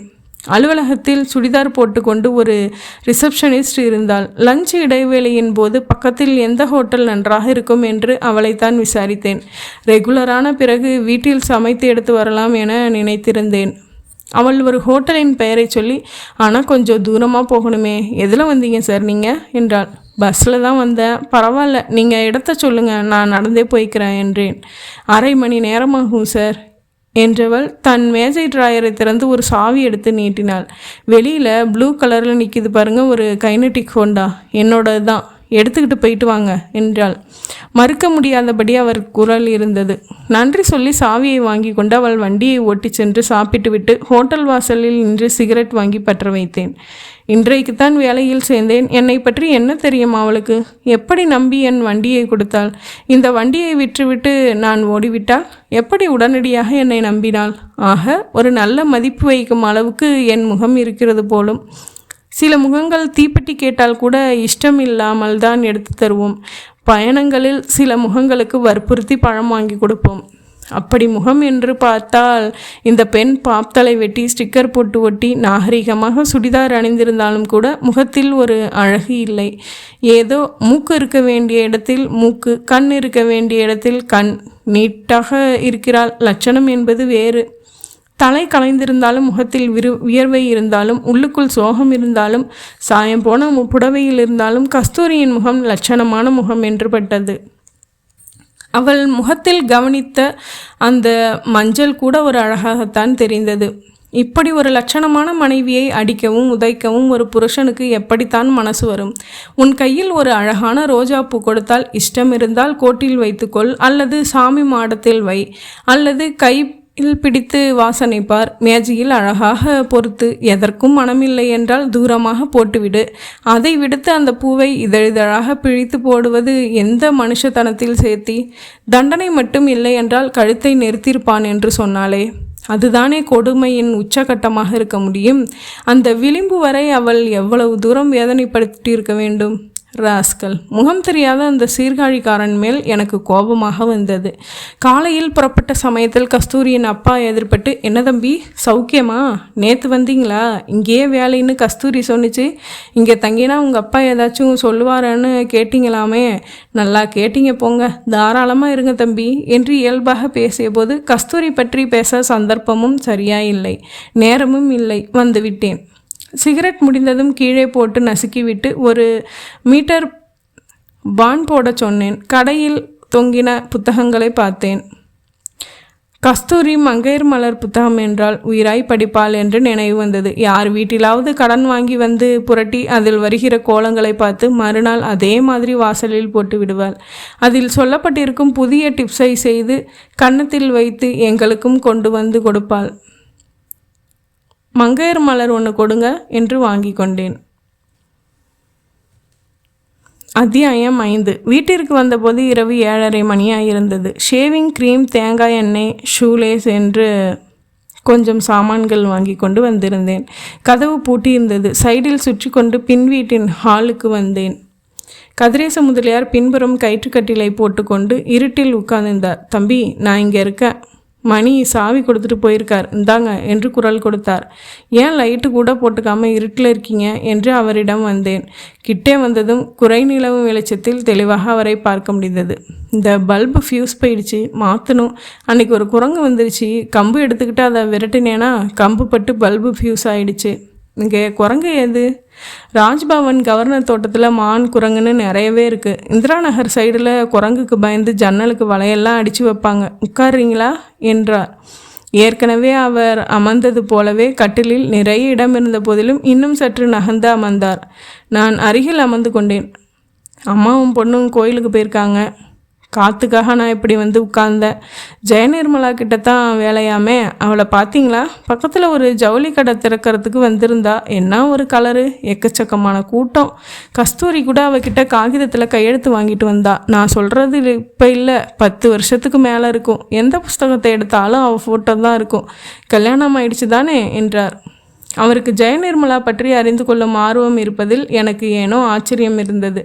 தெரியலைங்க என்றேன். ஒரு தெலுங்கு ப்ரொடியூசரை கட்டிக்கிட்டதா சொன்னாங்க. அப்புறம் இல்லைன்னு அறிக்கை விட்டாங்க. ஒரு பொம்பளை பிள்ளை ஏற்காட்டில் படிக்குதுன்னு சொன்னாங்க. அது ஒரு தனி உலகம். அது ஒரு டைப்பான வாழ்க்கை. காசு பணம் இருந்தால் எதையும் மூடி மறைச்சிடலாம். இதில் சினிமாக்காரங்க மட்டும் தனி ஜாதி இல்லைங்க. அசிங்கம் எங்கேயும் இருக்குது. அவங்க மேலே வெளிச்சம் விழுந்துக்கிட்டே இருக்கிறதால வெளியில் தெரியுது. அது என்ன நீ அப்படி சொல்கிற? நாட்டில் லட்சம் பொண்ணுங்க நல்லத்தனமாக கல்யாணம் பண்ணிக்கிட்டு நல்லத்தனமாக குடும்பம் நடத்திக்கிட்டு இல்லையா? இவங்களை கொண்டு போய் அவங்களோட சேர்க்க முடியுமா? அந்த சூழ்நிலை வேற. அங்கே அப்படித்தான் இருக்க வேண்டியிருக்குன்னு சொல்லி ஒத்துக்கிறேன். எல்லாம் ஒன்று தான் சொல்கிறது சரியில்லை. இது நமக்கு தேவையில்லாத வாதம் சார். ஆனால் ஒரு பேச்சுன்னு வந்துட்டதால் சொல்கிறேன். பெங்களூரில் நான் வேலை பார்த்தேனே, அங்கே பக்கத்தில் ஒரு ப்ரைவேட் நர்சிங் ஹோமு ஒரு லேடி டாக்டர் நடத்திட்டு இருக்காங்க. அவங்க என் கூட நல்லா பழகுவாங்க. பள்ளிக்கூடத்தில் 10வது படிக்கிற பிஞ்சுங்க எல்லாம் வயத்தை சுத்தம் பண்ணிக்கிறதுக்காக வந்து நிற்கிறாங்கன்னு வேதனையோடு சொல்லுவாங்க. எனக்கு பகீர்னு இருக்கும். ஒழுக்கங்கிற விஷயத்தில் இன்றைக்கி உலகம் ரொம்ப மோசமாக போயிட்டுருக்குன்னு அவங்க சொல்லுவாங்க. மிடில் கிளாஸில் பெண் சுதந்திரம் வேணும், அது இதுன்னு ஒரு செக்ஷன் கத்திக்கிட்டு இருக்குது. அப்பர் கிளாஸில் போதை மாத்திரை சாப்பிட்றதும் டிஸ்கோ ஆடுறதும் கண்டவனோட பேசுகிறதுமா ஒரு லேடிஸ் குரூப்பு அலையுது. இவங்க எல்லாரும் சினிமாக்காரங்களா சார்? இவங்கள பார்த்து தான் சினிமாவில் சீன் வைக்கிறாங்க. எழுத்து சினிமான்னு எந்த ஒரு மீடியத்துலேயும் சொல்லப்படுறத விட சொல்லப்படாதது நிறைய இருக்குது சார். சரி, உனக்கு சம்பளம் கொடுக்குறவங்க கிண்டல் செஞ்சால் ஒரு கோபம் வரத்தான் செய்யும். சேச்சா, நான் அதுக்காக இப்படி பேசினேன்னு சொன்னால் இப்போ தான் நீங்கள் என்னை அவமானப்படுத்துகிறீங்க. என்ன தம்பி இது பெரிய வார்த்தையெல்லாம் சொல்லிக்கிட்டு? நான் சும்மா ஏதாச்சும் பேசணுமேனு விளையாட்டாக பேச போக, சரி விடுங்க, நமக்கு எதுக்கு அந்த விவகாரம் என்ற கதிரேச முதலியார் தன் காலை தூக்கி மடியில் போட்டுக்கொண்டு ஒவ்வொரு விரலாக மடக்கி நெட்டி எடுக்க துவங்கினார். கொஞ்ச நேரம் அமைதிக்கு பிறகு, கஸ்தூரி இங்கே வந்து 6 மாதம் ஆச்சாமே சார் என்றேன் மெதுவாக. மணி சொன்னான். அவள் செத்துருவேன் போல இருக்குன்னு தபால் எழுதி நான் போய் கூட்டிகிட்டு வந்தேன். தலையெழுத்து சரியில்லை, இப்படியெல்லாம் இந்த சின்ன வயசில் பாடணும்னு இருக்குது. பாடுறா. எப்போ வழி பிறக்குமோ எப்படி வழி பிறக்குமோ தெரியலை. திடீரென்று அவர் குரல் தளதளத்து நைந்து போய் விட்டது. 10 பவுன் தான் தகராறா? அதான் ஆரம்பம். மாமியாரை இவ எடுத்தறிஞ்சு பேசிட்டாலாம். எத்தனை நாள் எத்தனை வார்த்தையே ஒரு மனுஷி பொறுத்துப்பா தம்பி. அவளும் உப்பு போட்டு சோறு திங்கிறாதானே. ஒரு ரோஷம் இருக்காதா? ரச்சத்தில் கொத்தமல்லி போட மறந்துட்டா கரண்டியை தூக்கி எறிவாளாம் அந்த ராட்சசி. அப்பளம் பொறிச்சிக்கிட்டு இருக்கிறப்போ ஒரு தடவை வார்த்தை முத்தி வேணும்னே கொதிக்கிற எண்ணெயை கரண்டியில் எடுத்து காலில் ஊற்றிருக்கா. இவ என்ன பொம்மையா? உசுறு உள்ள ஜென்மம் இல்லையா? வலிக்காதா? அட, கேட்குற நமக்கே அந்த அம்மாவை குரல் வலையை பிடிச்சி என்னன்னு கேட்க தோணுது இல்லையா? நீங்கள் மனுஷியா இல்லை ராட்சசியான்னு ஆத்திரம் கேட்டிருக்கா. அன்னைக்கு பிடிச்சது சனி. நடந்ததை அவங்க புள்ளக்கிட்ட ஏற்ற மாதிரி சொன்னதோட போகிறப்ப வர்றப்ப எல்லாம் அவன் அரையிறது காலாலேயே உதச்சி மிதிக்கிறதுன்னு இறங்கிட்டான். எல்லா ஆத்திரத்துக்கும் பின்னணி 10 பவுன் சீரு குறைஞ்சது தான். ஏன் அப்போ பணப்பிரச்சனையா? இல்லைப்பா, இது புரோக்கர் செஞ்ச தகடு திட்டம். தன் கமிஷன் முக்கியம்னு இந்த பக்கமும் அந்த பக்கமும் விவகாரமாக பேசி பிரச்சனையாக்கிட்டான். ஒத்துக்காததை எப்படி போடுறதுன்னு வீம்பு கிடையாது. நிஜமாகவே எல்லா செலவும் செஞ்சு கொஞ்சம் இல்லை 40 பவுன் நகை போட்டு கல்யாணம் பண்ணி வச்சதுக்கப்புறம் 10 பவுனுக்கு சிரமமாகாதா? நெருக்கி 30,000 வேணாமா? காசு இல்லை. பசங்களை கேட்டால் பட்டுக்காமல் பேசிருப்பிட்டானுங்க. இந்த வீட்டு மேலே எனக்கு உரிமை இல்லை. 5 லட்சம் போகும். 3/4 கிரவுண்டு மொத்தம். பசங்க எனக்கு உருப்படியாக இல்லை. என்ன சொல்கிறாங்க அவங்க? மாப்பிள்ளை வீட்டில் இப்போ கொஞ்சம் இறங்கி வந்திருக்காங்க. நகை கூட போட வேணாம், மாப்பிள்ளைக்கு தனியாக ஒரு வெல்டிங் ஒர்க் ஷாப்பு வச்சு கொடுங்க, ஒழுங்காக குடுத்தனம் பண்ண சொல்கிறோம்னு சொல்கிறாங்க. அதுக்கு எவ்வளோ ஆகுமா? கடைப்பிடிக்கிறதுலேருந்து மொத்தம் 50,000 ஆகுமா? அது சரி, நகைக்கு ஆகிறத விட அதிகம். நகையாக செஞ்சு போட்டு என்ன தம்பி பிரயோஜனம்? காதில் கழுத்துலன்னு 5 பவுன் தான் மிச்சம் இருக்குது. மிச்சம் விற்று அவங்களுக்கு இருந்த பழைய கடனை அடைச்சிருக்காங்க. மாப்பிள்ளைக்கு சீட்டாடுற பழக்கம் வேற இருக்குதான். சை, என்ன ஜென்மங்க! சொந்த வெல்டிங் ஒர்க் ஷாப் வச்சுருக்கிறதா எதுக்கு போய் சொன்னாங்க? ஒரு கல்யாணம்னு வர்றப்ப கொஞ்சம் அதிகமாக சொல்கிறது தான்னு அலட்சியமாக பதில் சொல்கிறாங்க. நீங்கள் என்ன நினைக்கிறீங்க? மாப்பிள்ளை மோசமானவனோ நல்லவனோ அவன்தான் மாப்பிள்ளை. இனிமேல் அதை மாற்ற முடியுங்களா தம்பி? ரத்து பண்ணலாம். பண்ணி வாழ்க்கை பூரா வீட்டோட உட்கார வச்சிடுறதா? சரி, நமக்கு அமைஞ்ச புருஷன் அவ்வளவுதான்னு மனசை சமாதானப்படுத்திக்கிட்டு அனுசரித்து வாழ்ந்துக்க வேண்டியது தான். அவர் கேட்குறபடி தனியாக லேத்து போட்டு ஒர்க் ஷாப் தர்றேன். என் பொண்ணோட தனி கொடுத்தனை நடத்த சம்மதமானு கேட்டு விட்டுருக்கேன். இன்னும் பதில் வரலை. சரின்னு சொன்னால் அடுத்த கட்டமாக பணத்துக்கு ஏற்பாடு செய்யணும். என்ன செய்வீங்க? பசங்களை வரவழைச்சு பேசணும். கூட பிறந்துட்ட தோஷத்துக்காக செய்யுங்கப்பான்னு எடுத்து சொல்லணும். நல்லா வசதியாக தான் இருக்கானுங்க. அமைஞ்ச மருமகள்க சரியில்லை.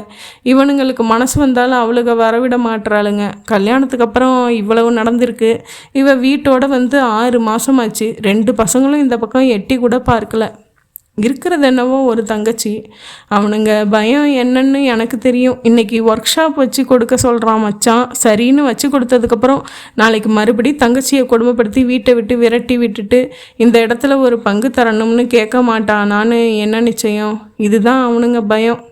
பெரியவன் தபால் எழுதியிருக்கான். ஒரு நல்ல லாயரை பார்த்து விவாகரத்துக்கு ஏற்பாடு பண்ணுங்க, அதுதான் கஸ்தூரிக்கு நிம்மதி கொடுக்கும்னு எழுதியிருக்கான். மரத்தில் கிளை முறிஞ்சிருக்கு பாருங்கடான்னா வேரோட வெட்டி சாச்சிருங்கிறான். அவங்களுக்கெல்லாம் எழுதிடுவானுங்க. ஒரு லாயரை பார்த்து நடவடிக்கை எடுத்தால் விவாகரத்தும் வாங்கிடலாம். அதுக்கப்புறம் அவரை வாழ்க்கைக்கு என்ன வழி? அதுக்கு யாராச்சும் பதில் சொல்கிறானுங்களா? அவருடைய குமுறலில் இருந்த நியாயம் எனக்குள்ளும் பரவியது. மனது பாரமாய் இருந்தது. ஒரு பெருச்சாலை குறுக்கே ஓடியதற்கு 2 பேரும் அவசரமாக கால்களை தூக்கி கொண்டோம். ரொம்ப நேரம் அமைதியாக இருந்துவிட்டு நான் வீட்டுக்கு போகட்டுமா என்று எழுந்து கொண்டேன். என்று அவர் குரலில் சோகம் கவர்ந்திருந்தது. அத்தியாயம் 6. நான் அன்புள்ள அப்பாவிற்கு வணக்கத்துடன் உங்கள் மகன் கோபி எழுதி கொண்டது என்று இன்லாண்ட் லெட்டரில் துவங்கிய போது பின் போர்ஷனில் இருந்து கஸ்தூரியின் குரல் கேட்டது. அம்மா, நான் டிவி பார்த்துட்டு வர்றேன். நான் நலமறி ஆவல். நேற்று நலமாக வந்து சேர்ந்தேன், இன்று வேலையில் சேர்ந்தேன் என்று தொடர்ந்த போது கதவு தட்டப்பட்டது. போய் திறந்து கஸ்தூரியை பார்த்த பிறகுதான் அவள் டிவி பார்க்க இங்குதான் வந்திருக்கிறாள் என்பது புரிந்தது. வேறு விடையில் கொஞ்சம் பளிச்சென்று இருந்தாள். டிவி போட்டு பார்க்கட்டுமா? தொந்தரவாக இருக்குமா? சத்தம் கம்மியாக வச்சுக்கிறேன். மெட்ரோ சேனலில் சினிமா விஷயமாக காட்டுறாங்க, சுவாரஸ்யமாக இருக்குது என்றாள். வா, உள்ள வா என்றேன். திடீரென்று ஜன்னல் வழியாக வீசிய காற்றில் நான் மேஜை மேல் மூடி செருகாமல் வைத்திருந்த ஃபவுண்டன் பேனா கடகடவென்று உருண்டது. நான் கவனித்து சென்று பிடிப்பதற்குள் கீழே விழுந்தது. அவள் பதறி குனிந்து எடுக்க முயல நானும் குனிந்து நிமிர்ந்ததில் 2 பேரும் தலையில் முட்டிக்கொண்டு தேய்த்து கொண்டோம். நிப்பு போயிடுச்சு கோபி சார், மூடி வச்சிருக்க கூடாதா? லெட்டர் எழுதிட்டு இருந்தேன். கதவு தட்டுற சத்தம் கேட்டதும் அப்படியே வச்சுட்டு பரவாயில்ல, நாளைக்கு நிப்பு மாற்றிக்கிட்டா போச்சு. அவள் மேஜை மேல் பேனாவை வைத்து விட்டு, மங்கையர் மலர், நீங்கள் வாங்குறீங்களா என்ன? இன்றைக்கி தான் வாங்கினேன். அவசரம் இல்லை, படிங்க. 4 நாள் கழித்து எனக்கு கொடுங்க. இதுலேருந்து சில விஷயங்கள் என் நோட்புக்கில் எழுதிட்டு திருப்பி தரேன். இல்லை, இதை நான் படிக்கிறதில்ல. மத்தியானம் இன்றைக்கி ஹோட்டலில் சாப்பிட்டு வாசலில் சிகரெட் வாங்கினப்போ கடையில் இந்த புக்கு ஞாபகம் வந்துச்சு. உனக்கு இந்த புக்கு ரொம்ப பிடிக்குமேனு தான் வாங்கினேன், வச்சுக்கோ. ரொம்ப தேங்க்ஸ் கோபி சார் என்று எடுத்துக்கொண்டு, சரி நீங்கள் எழுதுங்க. வேறு பேனா இருக்கா? பால் பாயிண்ட் இருக்குது, அப்புறமா எழுதிக்கிறேன். உங்கள் மெட்ராஸ் டிவி பார்த்து நாளாச்சு. என்னமோ சுவாரஸ்யமாக இருக்குன்னு சொல்கிறியே, வா மெட்ராஸ் சேனல் பார்க்கலாம். கூடத்திற்கு வந்து டெலிவிஷன் போட்டேன். 2 பேர் அமரக்கூடிய மூங்கில் சோஃபாவில் அமர்ந்து கொண்டேன். ஒருவர் அமரும் அதன் தனிச்சேரில் அவள் அமர்ந்து கொண்டாள். விளம்பரங்கள் வந்து கொண்டிருக்க விளம்பரங்களின் பாடல்களோடு சேர்ந்து முணுமுணுத்தாள். டீப்பாய் மேல் ஆஸ்ட்ரேயை பார்த்த அவள், நீங்கள் சிகரெட் பிடிக்கிறதுனா பிடிங்க கோபி சார், எனக்கு பழகிடுச்சு. அவர் மூஞ்சி மேலேயே ஊதுவார். நீயும் பிடின்னு வாயில் திணிக்கலை, நல்ல வேலை என்று சிரித்தாள். இல்லைம்மா, நான் ரெகுலராக பிடிக்கிறதில்ல. மெட்ரோ சேனலில் நிகழ்ச்சி துவங்கியது. ஒரு வெற்றி பெற்ற படத்தை பற்றி அந்த படத்தில் சம்பந்தப்பட்ட டைரக்டர், நடிகர், நடிகை என்று எல்லோரிடமும் பேட்டி கண்டார்கள். நடுநடுவே அந்த படத்தில் இருந்த காட்சிகள் காட்டப்பட்டன. அதில் சட்டென்று நிர்மலாவும் தோன்றினாள். இந்த படத்தில் தான் நான் முதல்ல அம்மா கேரக்டரில் நடித்தேன். அதுவும் நான் ஹீரோயினாக நடித்த அதே ஹீரோவுக்கு அம்மா. முதல் தயக்கமாக இருந்தது. என்ன பாத்திரத்தில் நடிக்கிறோம்னு முக்கியம் இல்லை, எப்படி நடிக்கிறோங்கிறது தான் முக்கியம்னு அடிக்கடி சிவாஜி சார் சொல்வார். அதனால் அந்த கேரக்டராக மனசில் மாறி நடித்தேன். இந்த படத்தில் சிறந்த துணை நடிகை அவார்டு எனக்கு கிடைச்சது என் திறமை. இதில் பாதின்னா டைரக்டரோட திறமை, மீதி என்றாள் ஜெயநிர்மலா. இவங்களோட டப்பிங் தியேட்டரில் தானே வேலை பார்க்குறீங்க என்றால் ஆர்வமாக கஸ்தூரி. பார்த்தீங்களா, வருவாங்களாமா? பார்த்து பேசினேன். எப்படி நடந்துக்கணும்னு அட்வைஸ் பண்ணினாங்க. நல்ல சிகப்பு இல்லை, சின்ன வயசுலேருந்தே அவங்கள ரொம்ப பிடிக்கும். பிரமாதமாக நடிப்பாங்க. நேரில் பார்த்து கையை பிடிச்சி ஒரு தடவை குலுக்கணும். அழைச்சிட்டு போகிறீங்களா? 4 நாள் போகட்டும், கண்டிப்பாக ஒரு தடவை அழைச்சிட்டு போகிறேன் என்றேன் நான். டிவியில் அந்த நிகழ்ச்சி முடிந்ததும் அடுத்த நிகழ்ச்சியில் ராதாரவி ஒரு நடிகையை பேட்டி கண்டார். நுசலவுடி மியாஷிப் கார்டு போட்டதும் நான் டிவியை அணைத்து விட்டு அமர்ந்தேன். சீர்காழியில் டிவி இருக்குது, ஆனால் சேர்ந்தாப்பில் 5 நிமிஷம் என்னை உட்காந்து பார்க்க விட மாட்டாங்க. எனக்கு ஏதாச்சும் வேலை வச்சுக்கிட்டே இருக்கணும். முள்ளு மேலே நிற்கிற மாதிரி தான் இருக்கும். என் மாமியார் இடுப்பில் கையை வச்சுக்கிட்டு என்னை நிமிர்ந்து பார்த்தாலே எனக்கு எலும்பு வரைக்கும் உதறும். நான் அமைதியாக அவளை பார்த்தேன். அவள் 2 கால்களையும் தூக்கி சேர் மேல் வைத்து முழங்கால்களை கட்டி கொண்டு கதை சொல்வது போல சொன்னாள். ஒரு தடவை என்னாச்சு, நானும் அவரும் சினிமா போயிட்டு வந்தோம். இவங்க மூஞ்சியில் கடுகடுன்னு இருக்குது. என்ன தப்பு செஞ்சோம்னு எனக்கு புரியலை. ஹோட்டல் சாப்பிட்டு வருவோம்னு சொல்கிறதுக்கு என்ன, இங்கே உங்களுக்கும் சேர்த்து சாதம் வடித்து ரசம் செஞ்சேன்னு கத்தினாங்க. எனக்கு தெரியாத அத்தை, உங்கள் பிள்ளை தான் ஹோட்டலுக்கு போயிட்டு போகலாம்னு சொன்னாருன்னு சொன்னேன். வீட்டில் சொல்லாமல் வந்துட்டேன். அத்தை சமைச்சிருப்பாங்கன்னு சொல்கிறதுக்கு என்னன்னு பிடிச்சிக்கிட்டாங்க. இப்போ என்ன ஆகிப்போச்சு, இந்த சாதத்தை நானே நாளைக்கு சாப்பிட்டுறேன்னு சொல்லியும் நிறுத்தலை. வேலை மெனக்கிட்டு உடம்புக்கு முடியாமல் நான் சமைச்சிருக்க வேண்டியதில்லையே. எங்கள் 2 பேருக்கும் மட்டும்னா மத்தியான சாதத்துலேயே வேலை முடிஞ்சிருக்கும். அதுக்கும் எடக்கு பேசினாங்க.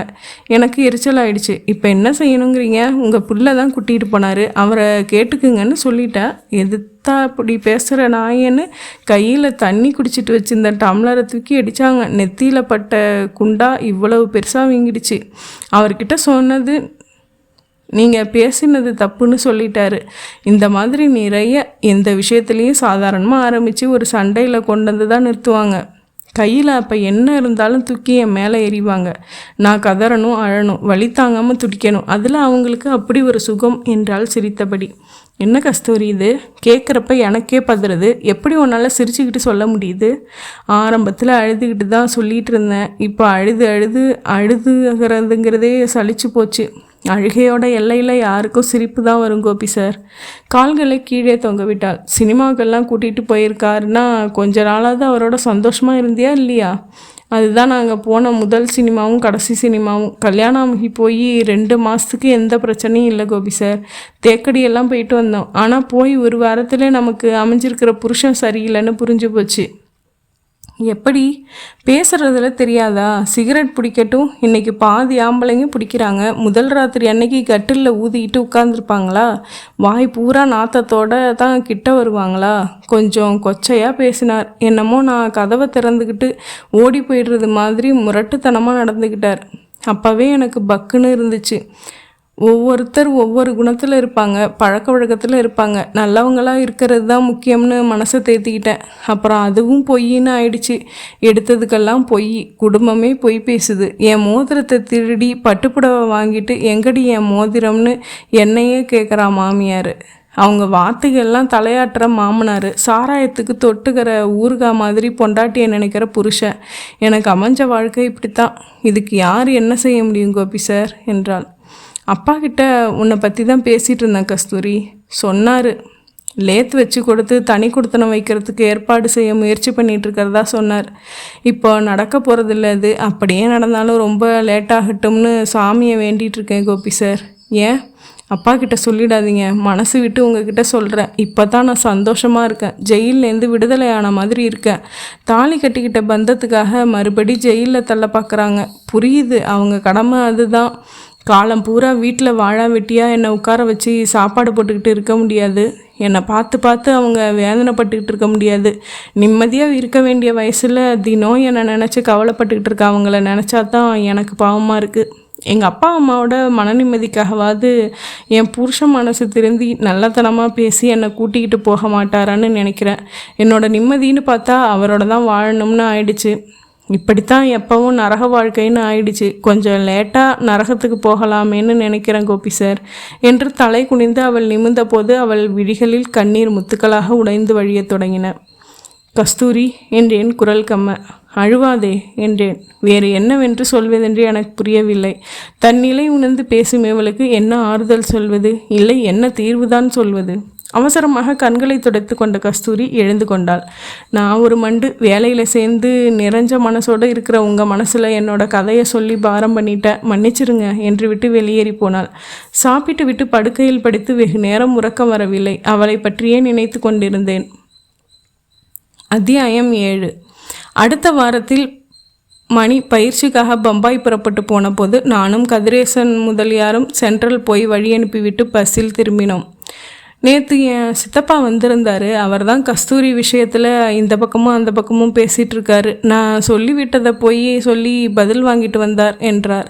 என்ன சொல்கிறாங்களாம் என்றேன். தடி குணத்தனம் வைக்கிறதுக்கு சம்மதிச்சிட்டாங்க. அப்படியா என்றேன். எனக்கு ஏதோ இந்த பதில் சுகமாக தெரியவில்லை. நியாயமாக நல்ல பதில், பிரச்சனை தீர்வதற்கான அறிகுறி சொல்லும் சமூகமான பதில். ஆனால் கஸ்தூரியை பொறுத்தவரை ஏதோ சர்க்கஸ் புலி கூண்டுக்குள் அனுப்பப்படுவதைப் போல அல்லவா உணர்கிறாள். தாலி கட்டிய கணவனோடு வாழாமல் 6 மாதமாக பிரிந்திருக்கும் ஒரு பெண்ணுக்கு எப்போது அவரை சந்திப்போம், பேசுவோம் என்கிற ஏக்கமோ எதிர்பார்ப்போ கொஞ்சமும் இருப்பதாக தெரியவில்லையே. அங்கே போகும் நாள் இன்னும் தள்ளி போனால் பரவாயில்லை என்றல்லவா ஏங்கிக் கொண்டிருக்கிறாள். மேற்கொண்டு என்ன செய்ய போகிறீங்க என்றேன். 2 பசங்களுக்கும் விபரமாக தபால் எழுதி இன்றைக்கி தான் போஸ்ட் பண்ணியிருக்கேன். 2 பேரும் டெலிஃபோனில் பேசிட்டு ஒரே நாளில் புறப்பட்டு வாங்கன்னு எழுதியிருக்கேன். 1 வாரம் தங்கி பிரச்சனைகளை தீர்க்க தோதில் வாங்கன்னு எழுதியிருக்கேன். வருவாங்க தானே? கொஞ்சம் ஸ்ட்ராங்காகவே எழுதியிருக்கேன். இந்த தபாலுக்கு முக்கியத்துவம் கொடுத்து வரலன்னா நானே அம்மாவோ செத்தா கூட உங்களுக்கு தகவல் வராதுன்னு எழுதிட்டேன், உரைக்கட்டும் என்றார் அவர். அந்த ஒரு வாரத்தில் டிவி பார்க்க வரும்போதெல்லாம் கஸ்தூரி ஏழாவது ஒரு பேச்சில் தன் புகுந்த வீட்டின் பிரச்சனைகளை கொண்டு வந்து சொல்லிவிடுவாள். அவளுக்கு எல்லாவற்றையும் பொறுமையாகவும் கேட்க ஆள் கிடைக்கவில்லை என்று பட்டது. சர்ச் பாதிரியார் பாவமன்னிப்பு காதில் வாங்கி கொள்வது போல நானும் குறுக்கே பேசாமல் கேட்டுக்கொள்வேன். ஒரு 10 மருமகளுக்கு 10 கொடுமைகள், மாமியார்களால் நடந்திருக்க வேண்டிய கொடுமைகள் இவள் ஒருத்திக்கே நடந்திருப்பதாக எனக்கு படும். தைரியமாக இரு கஸ்தூரி என்று மட்டும் சொல்வேன். வேறு என்ன சொல்வது? ஒரு தடவை கேட்டாள், உங்களுக்கு எப்படி? சொந்தத்தில் பொண்ணு இருக்கா கோபி சார்? இருக்குது, ஆனால் சொந்தத்தில் கட்டினா பிறக்கிற குழந்த மந்தமாக இருக்கும்னு டாக்டர்கள் சொல்கிறாங்க. அவங்க அட்வைஸ் பண்ணுறதுல எனக்கு கொஞ்சம் பயமாக இருக்குது என்றேன் நான். அது எப்படியோ எனக்கு தெரியல, எனக்கு என்னவோ சொந்த அத்தை பொண்ணையோ மாமா பொண்ணையோ கட்டுறது தான் நல்லதுன்னு படுது என்றாள் அவள். ஏன் அப்படி சொல்கிற? ஆம்பளைங்களுக்கு எப்படியோ பொம்பளைங்களுக்கு அது ரொம்ப நல்லது. ஏன்னா பார்த்து பழகின ஆம்பளை புருஷனாக வர்றப்ப அவன் எப்படி அமைவானோன்னு ஒரு பயம் வேண்டியதில்லை. வரப்போகிற புருஷனோட குணம், பழக்கம், எது பிடிக்கும் எது பிடிக்காதுன்னு எல்லாம் முன்னாடியே புரியும். கல்யாணத்துக்கு அப்புறம் ஏமாற்றம் இருக்காது. சொந்தத்தில் கல்யாணம் பண்ணிக்கிட்ட இடங்களில் சண்டைகளே வர்றது இல்லையா? வரும், வேறு விதமாக வரும். அடிப்படையான ஏமாற்றங்கள் இருக்காது. ஒரு ஜாக்கெட் துணி வாங்கினா கூட இது சுருங்குமா, சாயம் போகுமான்னு 100 கேள்வி கேட்டு வாங்குற நாங்கள் வாழ்க்கை முழுக்க நம்மையே ஒப்படைக்க போகிற புருஷன் நல்லவனா அன்பானவனான்னு எதுவும் தெரிஞ்சுக்காமல் தாலி கட்டுகிறது கொடுமைங்க கோபி சார். நியாயந்தான். அதனால தான் சொல்கிறேன், நீங்கள் உங்கள் சொந்தத்திலேயே கல்யாணம் பண்ணிக்குங்க. எந்த ஊரில் இருக்குது? சேலம்தான். அத்தை பொண்ணா? ஆமாம். என்ன பேர்? பார்வதி. என்ன படிச்சிருக்கு? +2. நிறமாக இருக்குமா? உன் நிறம் இருக்கும். நான் ஒரு நிறமாக இருக்கும். ஜெயம் நிர்மலா நிறம் இருக்குமா? தான் சொல்கிறேனே, உன் நிறம்தான் இருக்கும். உங்களோட பிரியமாக பேசுமா? அது வயசுக்கு வந்தப்போ மாமாங்கிற முறையில் சீர் செய்ய போனப்போ பார்த்தது. அதுக்கப்புறம் சரியாக முகத்தை பார்த்தது இல்லை, பேசினதும் இல்லை. அது சரி, அழகாக இருப்பாளா? உன்ன மாதிரி தான், வட்ட முகம். நான் அழகா என்ன? அட்டகாசமான அழகு. அழகில்லாமையே பிறந்திருக்கலாம். ஏன் அப்படி சொல்கிற? குருடன் தூங்கிட்டு இருந்த என்ன முழிச்சிக்கிட்டு இருந்தா என்ன? அவனுக்கு பார்வை என்னவோ கிடையாது. வாழாமல் வீட்டில் உட்கார்ந்துருக்கிறவ அழகாக இருந்தா என்ன, அசிங்கமாக இருந்தா என்ன? குலுக்கி சீவி பொட்டு வச்சுக்கிட்டு எல்லாம் நினைப்பேன். யார் பார்த்து ரசிக்கிறதுக்காக இப்போ அலங்கரிச்சிக்க வேண்டி கிடக்குன்னு. பார்வதியை கல்யாணம் பண்ணிக்க போகிறீங்களா? நான் இன்னும் முடிவெடுக்கலை. ஏன்? கல்யாணத்தை பற்றி இன்னும் சிந்திக்கலை. பேச்சு முடிந்து எழுந்து போன போது அவள் கடைசியாக சொன்னாள், வரப்போகிற பொண்டாட்டி பார்வதியாக இருந்தாலும் சரி, வேறு யாராக இருந்தாலும் சரி, கொடுத்து வச்சவ. ஏன்? இப்படி ஒரு நல்ல புருஷன் கிடைக்கிறது அபூர்வம் கோபி சார் என்று அவள் குரலில் ஏக்கம் வெளிப்படையாக இருந்தது. அப்படி சொல்லிவிட்டு என்னை பார்த்த பார்வை எனக்கு நடுமுதுகில் சிலிர்ப்பு ஏற்படுத்தியது. இதுவரை பார்க்காத ஒரு தீர்க்கமான பார்வை.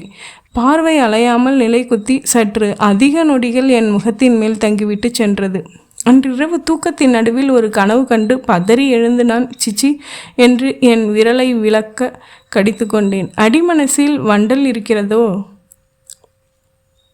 அத்தியாயம் 8. அந்த ஞாயிற்றுக்கிழமையின் சோம்பலான துவக்கத்தில் நான் 9 மணி ஆன போதிலும் குளிக்காமல் டிஃபன் சாப்பிடாமல் படுத்துக்கொண்டு செய்தித்தாள் படித்து கொண்டிருந்தேன். கதவு தட்டப்பட்ட போது காய்கறி விற்கும் ஆளை எதிர்பார்த்து தான் கதவை திறந்தேன். கஸ்தூரியை எதிர்பார்க்கவில்லை.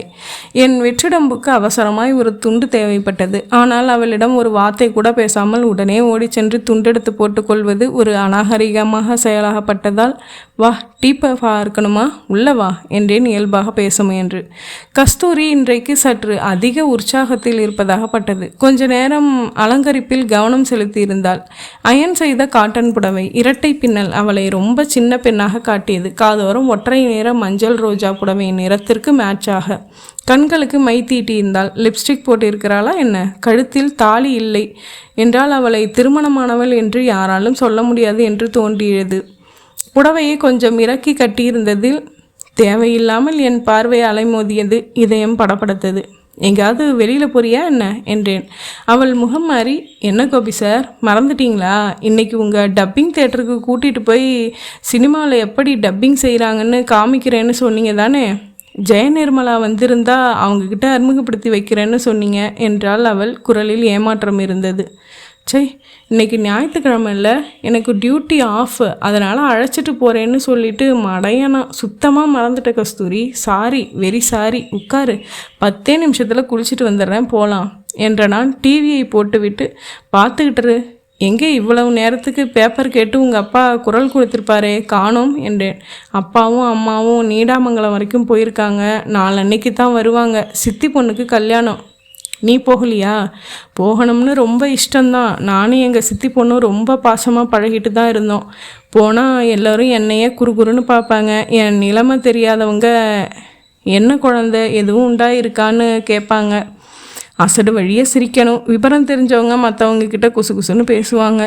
இல்லைனா ஏமா அனுசரித்து போகக்கூடாதான்னு அறிவுரை சொல்ல ஆரம்பிச்சிருவாங்க. ஏண்டா கல்யாணத்துக்கு வந்தோம்னு ஆகிடும். இது மாதிரி ஏற்கனவே ஒரு கல்யாணத்துக்கு போனப்போ ஆயிடுச்சு. ரயிலில் அழுதுகிட்டே வந்தேன். அதுலேருந்து நம்ம வாழ்க்கை சரியாகிற வரைக்கும் எந்த நல்லது கெட்டதுக்கும் போகிறதில்லைன்னு வச்சுக்கிட்டேன். நீங்கள் குளிச்சுட்டு வாங்க கோபி சார். நான் துண்டு சோப்பு பெட்டி எடுத்துக்கொண்டு வீட்டின் பின்புறம் வந்தேன். குளித்துவிட்டு ஈரத்துண்டோடு திரும்பி படுக்கை அறைக்குள் வந்து கதவை லேசாக மூடி வைத்துவிட்டு உடை மாற்றிக்கொண்டேன். அவள் டிவி பார்த்து கொண்டிருந்தாள். நான் அவசரமாக தலை சீவி பவுடர் பூசிக்கொண்டு வெளிப்பட்டேன். போலாமா என்றேன் கர்ச்சிப்பை சிறிது சதுரமாக மடக்கி பேன் பாக்கெட்டில் வைத்து கொண்டு. டிஃபன் சாப்பிடல என்றாள். இல்லை, செய்யலை. மெதுவாக குளிச்சுட்டு சமைச்சி ஒரு வழியாக சாப்பாடு சாப்பிட்லாம்னு நினச்சிட்டு இருந்தேன். வெறும் வயிற்றோட போகிறதா? பரவாயில்ல, நீங்கள் என் வீட்டுக்கு வாங்க கோபி சார், தோசை மாவு இருக்குது, ஊற்றி தரேன், சாப்பிட்டுட்டு போகலாம். பரவாயில்ல கஸ்தூரி. என்ன தலை வாழையில் போட்டு விருந்தா வைக்கிறான்னு நான் சொல்லிட்டேன். அட வாங்க சார், பிகு பண்ணிக்காம என்று உரிமையாக சொல்லிவிட்டு அவள் தன் வீட்டிற்கு நடக்க எனக்கு வீட்டை பூட்டி கொண்டு அவள் வீட்டிற்கு நடப்பதை தவிர வேறு வழி இல்லாமல் இருந்தது. அவள் வீட்டின் கூடத்தில் தனித்தனியாக மர நாற்காலிகள் இருந்தது. அமர்ந்து கொண்டேன். அவள் புடவை தலைப்பை இடுப்பில் இழுத்து சொருகி கொண்டு சமையலறைக்குள் சென்றாள். கஸ்தூரி, சுட சுட வேணும்னு அவசியம் இல்லை கஸ்தூரி. 4 தோசை தான் சாப்பிடுவேன். மொத்தமாக வாத்து தட்டில் வச்சு எடுத்துகிட்டு வந்தால் போதும். சிமெண்ட் தரையில் தாயம் விளையாடுவதற்கான கட்டங்கள் சாக்பீஸில் வரையப்பட்டு கலைந்திருந்தது. அம்மாவுடன் விளையாடுவாள் போலும். வீடு சுத்தமாக இருந்தது. சுவர்களில் அழுக்கில்லை. மூலைகளில் சுழலும் உதிரி முடிகள் இல்லை. கதவில் பாசிமணி சரங்கள். மேஜை மேல் ஒரு பெரிய பூ 2 இலைகளுடன் எம்ப்ராய்டரி பிரேமில் பாதி உருவான நிலையில் ஊசி குத்தி வைக்கப்பட்டிருந்தது. இந்த பூ எம்ப்ராய்டரி நீ தான் போட்டிருக்கியா கஸ்தூரி? ஆமாம் என்று சமையலறையிலிருந்தே பேசினாள். தின்னு தூங்கி அழுத நேரம் போக நிறைய மிச்சம் இருக்குதே நேரம். என்ன செய்கிறது? உங்ககிட்ட டிசைன் இல்லாத பிளைன் கலர் சட்டை இருக்கா கோபி சார்? இருக்குது. ஏன் தரீங்களா? காலரில் அழகாக டிசைன் எம்ப்ராய்டரி போட்டு தரட்டுமா? இல்லை வேணாம், உங்களுக்கு அந்த மாதிரி சட்டை போடுறது பிடிக்காது. நான் தான் பார்க்குறேனே, ரொம்ப டீசெண்டான டிசைனில் தான் சட்டை போயிட்டு போகிறீங்க. என் புருஷன் இருக்காரே, எந்த துணியில் தான் சட்டை தைச்சிக்கிறதுன்னு விவஸ்தையே கிடையாது. ஒரு தடவை என்னோட 300 ரூபாய் புடவை டிசைன் நல்லா இருக்குன்னு எடுத்துக்கிட்டு போய் இவருக்கு ஒன்று, இவர் ஃப்ரெண்டுக்கு ஒன்றுன்னு சட்டை தைச்சி வந்துட்டார். உங்ககிட்ட சொல்லாமலையா? ஆமாம், நான் புடவையை காணோம்னு தேடுறேன். இவர் வந்து சொல்கிறாரு, இவ்வளவுக்கு அது புதுசு இல்லை, நான் 2 தடவை கட்டிட்ட புடவை. செஞ்சதே அபத்தமான காரியம். இதில் அவர் ஃப்ரெண்டுக்கு ஒரு சட்டை தைச்சி கொடுத்தேன்னு சொன்னது தான் என்னால் தாங்க முடியல. நான் கட்டின புடவையை எவனோ சட்டையாக மாட்டிக்கிறத நினச்சா நல்லாவா இருக்குது? ஃப்ரெண்டுக்கு கொடுத்த சட்டையை திருப்பி வாங்கிட்டு வந்தால் தான் ஆச்சுன்னு அழுது அழிச்சாட்டியம் செஞ்சேன். வாங்கிட்டு வந்தாரா? வாங்கினது தான் மிச்சம். அவரோட சண்டை போட்டு என்னைக்கு நான் ஜெயிச்சிருக்கேன் என்று தட்டில் வைத்த தோசைகளோடு வந்து மற்றொரு நாற்காலியில் என் எதிரில் இழுத்து போட்டுக்கொண்டு அதில் வைத்தாள். ஃபேன் போட்டுவிட்டு மிளகாய் பொடியும் எண்ணெயும் கொண்டு வந்து பரிமாறினாள். புடவை தலைப்பை படிந்து என் முகத்தில் உராசிய போது சற்று தள்ளி நின்றாள். நான் சாப்பிடுவதை பார்த்து கொண்டே நின்றது எனக்கு இன்னும் நளினமாக சாப்பிட வேண்டும் போல் இருந்தது. பெரிய விழலாக எடுக்காமல் ஓசை வராமல் மென்று நாடகமாக சாப்பிட்டேன். நிமிர்ந்த போது அவள் என் முகத்தை பார்த்து கொண்டிருந்தாள். கோபி சார், என்கிட்ட என்ன குறை என்றாள் திடீரென்று. எதுவும் இல்லையே என்றேன். நான் ஓரளவுக்கு அழகா இல்லையா? எனக்கு சங்கடமாக இருந்தது. அழகாத்தான் இருக்க என்றேன். சில பேருக்கு முகம் அழகாக இருந்தாலும் உடம்பு இருக்காது, குச்சி மாதிரி இருப்பாங்க. உடம்பும் கச்சிதமாக தானே இருக்குது. ஏன் என்னை என் புருஷனுக்கு பிடிக்காமல் போச்சு? எல்லாம் 10 பவுன் பிரச்சனையில் தானே ஆரம்பிச்சிருக்கு.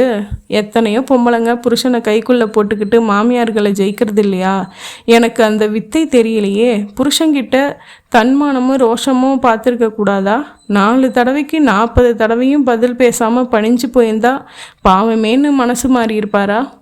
நிமிர்ந்து நின்று 2 வார்த்தை அப்பப்போ பேசுனதால தான் நான் எதிரி ஆயிட்டேனா? தன்மானம் இயல்பான விஷயம் கஸ்தூரி என்றேன். சாப்பிட்டு விட்டு கை கழுவினேன். துண்டு எடுத்து கொடுத்தாள். வீட்டை பூட்டி கொண்டு புறப்பட்டாள். பஸ்ஸில் தானே என்றாள். இல்லை, ஆட்டோவில் போகலாம். ஆட்டோவில் அருகருகில் அமர்ந்த போது அவள் லேசாக என் மீது இயல்பாக பட்ட போதெல்லாம் எனக்குள் கெட்ட புத்தி எட்டி பார்த்து விலகி கொண்டிருந்தது. இந்த கஸ்தூரி மேல் அனிதாபம், பரிவு, இரக்கம் என்று 1000 உணர்வுகள் உள்ளே ஓடிக்கொண்டிருந்தாலும் ஒரு படுக்கை கற்பனை ஓரமாக எட்டி பார்த்த போதெல்லாம் பிடிவாதமாக கழுத்தை பிடித்து தள்ள வேண்டிய அவஸ்தை இருந்தது. படவா, இவள் இன்னொருத்தவன் மனைவி என்று எனக்கு நானே பாடம் புகட்டி கொள்ள வேண்டியதாயிருந்தது. கோபி சார், தன்மானம் இயல்பான விஷயம்னு சொன்னீங்களே, நாளைக்கு உங்கள் பொண்டாட்டி உங்களை எதிர்த்து பேசினா உங்களுக்கு கோபம் வராதா? கோபமும் இயல்பான விஷயம் கஸ்தூரி. கோபத்தின் விளைவாக என்ன செய்கிறோம்னு பார்க்கணும், அதுதான் முக்கியம். கூடுமான வரைக்கும் என் பொண்டாட்டி என்னை எதிர்த்து பேசி சண்டை போடுற ஒரு சந்தர்ப்பத்தை அமைச்சிக்கவே மாட்டேன். மீறி அமைஞ்சா அவளோட கோபத்தில் நியாயம் இருந்தால் கூசாமல் மன்னிப்பு கேட்பேன். அவளோட ஆர்ப்பாட்டத்தில் நியாயம் இல்லைன்னா உட்கார வச்சு பொறுமையாக உன் கோபம் தப்புன்னு எடுத்து சொல்வேன். கஸ்தூரி திரும்பி என்னை பார்த்தாள். உடனே அந்த பக்கம் திரும்பி கொண்டாள். பாதையோரத்தில் பூக்கடைகளை பார்த்ததும் கொஞ்சம் 1 நிமிஷம் நிறுத்துப்பா என்று டிரைவரிடம் சொல்லிவிட்டு தலையில் பூ இல்லை கோபி சார் என்றாள். ஆட்டோ நின்றதும் இறங்க போனவளை தடுத்து, இரு நான் வாங்கிட்டு வரேன் என்று சொன்னது அதிக பிரசங்கித்தனமாக எனக்கு பட்டது. போய் 5 ரூபாய்க்கு மல்லிச்சரம் வாங்கி வந்து அவளிடம் கொடுத்தேன். இலையை போட்டுவிட்டு சரத்தை எடுத்து மடிப்பாக மடித்து 2 பின்னல்களின் உச்சியிலும் பிறைச்சந்திரன் போல வைத்து ஹேர்பின் செருகி கண்டாள். ஆட்டோ புறப்பட்டது. மல்லிகைப்பூ வாசனை கும்மென்று அடித்தது. தலையில் வைத்து கொண்ட போது உதிர்ந்த சில இதழ்களை மடியில் இருந்து அவள் தன் கைக்குட்டையால் தட்டினாள். அத்தியாயம் 9. டப்பிங் தியேட்டருக்கு ஜெயநிர்மலா வந்திருக்கவில்லை. ஒரு தெலுங்கு படத்தின் தமிழ் டப்பிங் வேலை நடந்து கொண்டிருந்தது. ரெக்கார்டிங் அறையில் கஜேந்திரன், கந்தசாமி இருவரும் இருந்தார்கள். அவர்களிடம் கஸ்தூரியை நான் தங்கியிருக்கும் வீட்டு ஓனர் பெண் என்று அறிமுகப்படுத்துவது என்னவோ அவளை தள்ளி நிறுத்துவது போலப்பட்டதால் மிஸ்ஸஸ் கஸ்தூரி என் ஃப்ரெண்டு என்று சொல்லி அறிமுகப்படுத்தினேன். திரையில் மறுபடி ஒரே காட்சியோடு அதை பாத்திரத்தின் உதட்டசைவுக்கு பொருத்தமாக அதே வேகத்தில் டப்பிங் கலைஞர்கள் மைக்கில் பேச அதை எப்படி பதிவு செய்கிறோம் என்பதை அவளுக்கு விளக்கமாக சொன்னேன். பாரு, நீ கில்லாடிக்கு கில்லாடியாக இருக்கலாம், ஆனால் நான் ஜில்லா ரவுடி. உன்னோட தில்லுமுள்ளு வேலை காட்டுற இடம் வேற பார்த்துக்கோ. நான் வச்சேன்னா மனசு உன் தலை சாம்பல் ஆகிடும் என்று தெலுங்கு உதட்டசைவுக்கு பொருத்தமாக சிரமப்பட்டு எழுதப்பட்ட தமிழ் வசனத்தை ஒரு டப்பிங் ஆர்டிஸ்ட் 7 தடவை மறுபடி பேசி கடைசியில் ஓகே ஆகியது. இவ்வளவு வேலை இருக்காதுல என்று வியந்தாள் கஸ்தூரி. உதவி பையனிடம் சொல்லி குளிர்பானம் வாங்கி வர செய்து அவளிடம் கொடுத்தேன். 1/2 மணி நேரம் ரெக்கார்டிங் அறையில் இருந்து விட்டு போலாமா என்றாள். வெளியே வந்தோம். ரிசப்ஷனில் அந்த பெண் நிவேதா புன்னகைத்தாள். கருப்பு சுடிதாரில் இருந்தாள். அவளுக்கு அறிமுகம் செய்து வைத்தேன். வெளியில் சாலையில் நடந்தபோது, வீட்டில் போய் இனிமேதான் நீங்கள் சமைக்கணும் கோபி சார் என்றாள். ஆமாம்.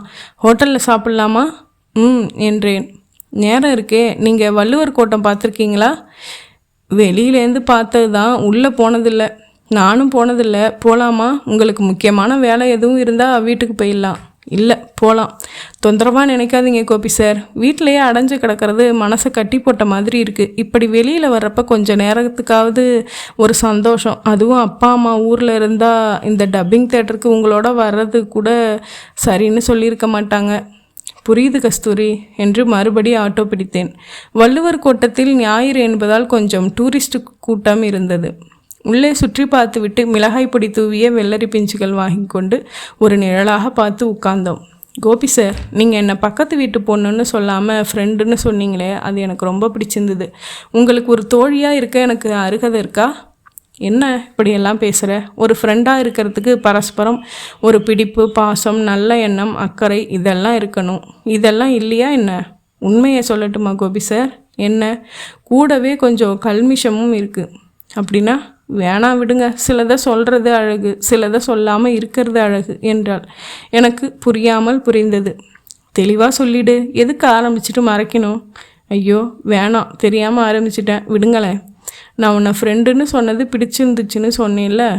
ஆமாம், ஒரு நல்ல ஃப்ரெண்டுக்குள்ளே ரகசியம் இருக்காதே. சொன்னால் தப்பாக நினச்சிடுவீங்களோன்னு சங்கடமாக இருக்குங்க. பரவாயில்ல சொல்லு என்றேன். துடிப்பு அதிகரித்தது. என்னை பார்த்துவிட்டு பார்வையை தாழ்த்து கொண்டாள். புல் கிள்ளியபடி சொன்னாள். சரியோ தப்போ உங்களோட பேசிகிட்டு இருக்கிறது சந்தோஷமாக இருக்குது கோபி சார். உங்களை மாதிரி ஒரு பொறுமையான அன்பான நல்ல ஆம்பளை எனக்கு புருஷனாக அமைஞ்சிருக்க கூடாதான்னு ஏக்கமாக இருக்குது. அவள் சொன்னதும் சொன்ன விதமும் எனக்கு பிடித்திருந்தது. ஆனால் என்ன பதில் சொல்வதென்று தான் புரியவில்லை. என் மனசில் அப்படி ஒரு நினப்பு வர்றது தப்பா சார்? இல்லை கஸ்தூரி, ஒரு அழகான பொண்ணை பார்க்குறப்போ இவன் நமக்கு பொண்டாட்டியாக அமைஞ்சான்னு ஒரு நினைப்பு ஓடும். அது தப்பு இல்லை, எதிர்பார்ப்பு, ஒரு சகஜமான நினைப்பு. உங்களுக்கு அந்த மாதிரி தோணியிருக்கா? நிஜம் சொல்லணும்னா பல தடவை. அழகான பொண்ணுனா எப்படி, சிவப்பாக இருக்கணுமா? அப்படி இல்லை கஸ்தூரி, மனசோட அழகை பார்த்தும் தோணியிருக்கா? சிலதை சொல்கிறது அழகு, சிலதை சொல்லாமல் விடுறது அழகு. பார்த்தீங்களா, திருப்பிட்டீங்களே. என்ன நிஜமாக தோழியாக நீங்கள் நினைக்கலையா? அப்படின்னா சொல்லுங்கள். அவளை உற்று பார்த்தேன். சொல்லலாமா? உள்ளுக்குள் ஒரு சிலிர்ப்பு அலையாக உலவி அடங்கியது. நீ என்ன பதிலை எதிர்பார்க்குற கஸ்தூரி? இதெல்லாம் வேணாம், நேராக சொல்லுங்கள் கோபி சார். தயங்கினேன், எச்சில் விழுங்கினேன். உன்னை பார்க்குறப்ப தோணியிருக்கு கஸ்தூரி, எனக்கு பிரமாதமான கற்பனைகள் இல்லை. என்னை புரிஞ்சுக்கிற, என் மேலே அன்பாக இருக்கிற ஒரு பொண்ணு என் பொண்டாட்டியாக வரணுங்கிறது தான் என் எதிர்பார்ப்பு. உன்னை எனக்கு பிடிச்சிருக்கு. இது இரக்கத்தோட அனுதாபத்தோட எல்லையில் ஏற்பட்ட அர்த்தமில்லாத நினைப்பாக கூட இருக்கலாம். உன்னை பார்க்குறப்போ இந்த பொண்ணு நமக்கு பொண்டாட்டியாக அமைஞ்சிருக்க கூடாதான்னு ஒரு நினைப்பு அடிக்கடி மனசில் வர்றது நிஜம். நீ உண்மையாக சொன்னதால் சொன்னேன். அவள் சட்டென்று முழங்கால்களின் முகம் புதைத்து லேசாக அழத்துவங்க நான் பதறிப்போனேன். கஸ்தூரி, நான் ஏதாவது சொல்லக்கூடாததை சொல்லியிருந்தா என்னை மன்னிச்சுக்கோ. சாரிம்மா, எதுக்கு அழறேன்னு புரியலை.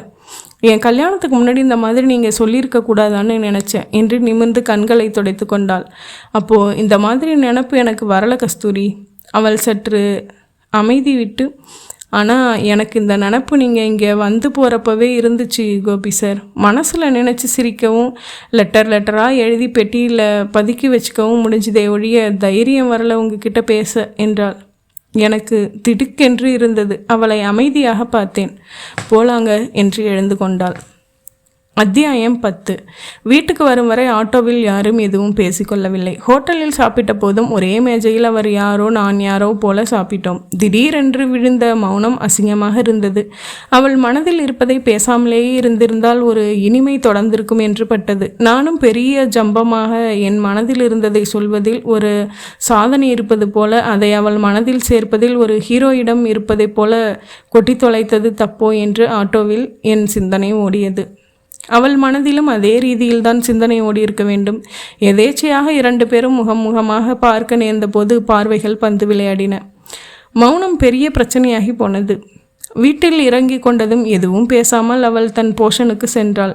நான் என் போஷனுக்கு வந்தேன். ஹோட்டல் வாசலில் போட்ட பீடாவில் மிஞ்சிய ஒரு வெற்றிலை துணுக்கை பல்லில் இருந்து எடுப்பதில் நாக்கு போராடி கொண்டிருக்க பாய் விரித்து படுத்தேன். கொஞ்ச நேரத்தில் அந்த பக்கத்திலிருந்து கஸ்தூரியின் மினிதால விசும்பல் ஒலி கேட்டது. எதற்காக அழுகிறாள்? ஒரு பெண்ணின் அழுகைக்கான சரியான காரணத்தை புரிந்து கொள்வது சிரமம். மனதில் இருந்ததை பத்திரப்படுத்த தெரியாமல் கொட்டிவிட்டோமே என்று நினைத்து அழலாம். எனக்கு படபடப்பு மட்டுமே இருந்தது, அழுகையெல்லாம் இல்லை. மகா யோக்கியமாக யோசித்து பார்த்தால் நான் அவளிடம் சொன்னது மிகை என்றுதான் பட்டது. கஸ்தூரி இளம்பெண், கவர்ச்சியான உடலமைப்புடன் ஒரு அழகான பெண், கணவனோடு வாழாமல் இருப்பவள், எனக்கு ஏற்கனவே அறிமுகமானவள். எனக்கு அவள் மேல் நிலவி கொண்டிருப்பதற்கு பெயர் முழுமையாக அனுதாபம் என்று சொல்ல முடியாது, முழுசாக பரிதாபம் என்று சொல்ல முடியாது, முழுசாக காதல் என்று சொல்ல முடியாது. காதலா ஒரு திருமணமான பெண்ணின் மேலே ஏன் வரக்கூடாது? காமம்தான் மேலோங்கி ஆட்டம் போடுகிறதோ? கவலையாக எல்லாமுமா? என்னை எஸ்கேப் எனக்கே புரியவில்லை என்பதே நிஜமாக இருந்தது. அவளின் விசும்பல் ஒளி விடாமல் கேட்டது. போய் சமாதானப்படுத்துவதை விட மௌனமாக இருப்பதே மேல் என்று பட்டது. அவளை வதைப்பது எந்த எண்ணமாக இருந்தாலும் கண்ணீர் ஒரு வடிகால், ஒரு ஆறுதல், ஒரு இதம். கரைந்து விடமாட்டாள், அழட்டும். நான் புரண்டு படுத்தேன். குழப்பமான சிந்தனைகளோட உறங்க துவங்க கதவை தட்டினார்கள் யாரோ. எழுந்து சென்று திறந்தபோது அவன். நான் பார்த்திராத முகம், உயரம், கருப்பு, முகத்தில் நிறைய தாடி, நெற்றியில் வெட்டு தழும்பு. யாரு? உன்னைத்தான் பார்க்க வந்தேன். ஒருமை உறுத்தியது. யாரு? என்ன வேணும்? அவன் உள்ளே வந்து காலால் கதவை மூடி பேண்ட் பாக்கெட்டுக்குள் கைவிட்டு ஏதோ கடிதம் எடுக்கப் போகிறான் என்று பார்த்தால் கத்தி. பட்டன் அழுத்த பிளேடு விரித்த மின்னின கத்தி. என்னடா என் பொண்டாட்டியோட உனக்கு சகவாசம்? நான் இரு வந்து என்று திணறி கொண்டிருப்பதற்குள் அவன் ஆவேசமாக என்னை நெருங்கி என் வயிற்றில் கத்தியை செருகி வியர்த்து விறுவிறுத்து நான் எழுந்து கொண்டேன். தழும்பு ஆசாமியும் கத்தியும் கனவு என்று கண்கள் உணர்ந்தாலும் உள்ளம் உணர சில வினாடிகள் பிடித்தன. இதய துடிப்பு எனக்கே கேட்டது. இருட்டு கவிந்து கொண்டிருக்க நேரம் 6:30 என்று டைம்பீஸ் காட்டியது. எழுந்து கண்ணாடியில் என் முகம் பார்த்து கொண்டேன். பாய் அழுத்திய வரி அச்சுகள். கொஞ்ச நேரம் மூங்கில் நாற்காலியில் அப்படியே ஃபேனை போட்டு கூட்டி கொண்டு கொள்ள எனக்கு தோன்றாமல் உட்கார்ந்து விட்டு முகம் கழுவினேன். தலை சீவி கொண்டு பால் பாக்கெட் கத்தரித்து காஃபி போட்டு சாப்பிட்ட பிறகு சற்று தெம்பாக இருந்தாலும் மனசில் புறா பறந்து சென்ற தடையதிரல்கள் இருந்தன. வீட்டுக்கு வாசலில் நாற்காலியை எடுத்து போட்டுக்கொண்டு அமர்ந்தேன். ஆரஞ்சு வானம் தன் கவர்ச்சி மங்கி கொண்டிருந்தது. படம் பார்க்கல? எம்ஜிஆர் படம் டிவியில். குரல் கேட்டு திரும்பினாள் கஸ்தூரி. இவளா?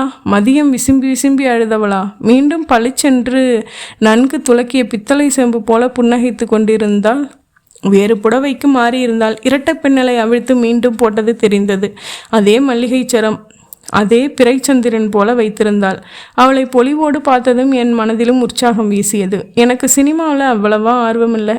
கடைக்கு போகிறேன், கொஞ்சம் மளிகை சாமான் எல்லாம் வாங்கணும். பொழுது போலனா வாங்க கோபி சார்.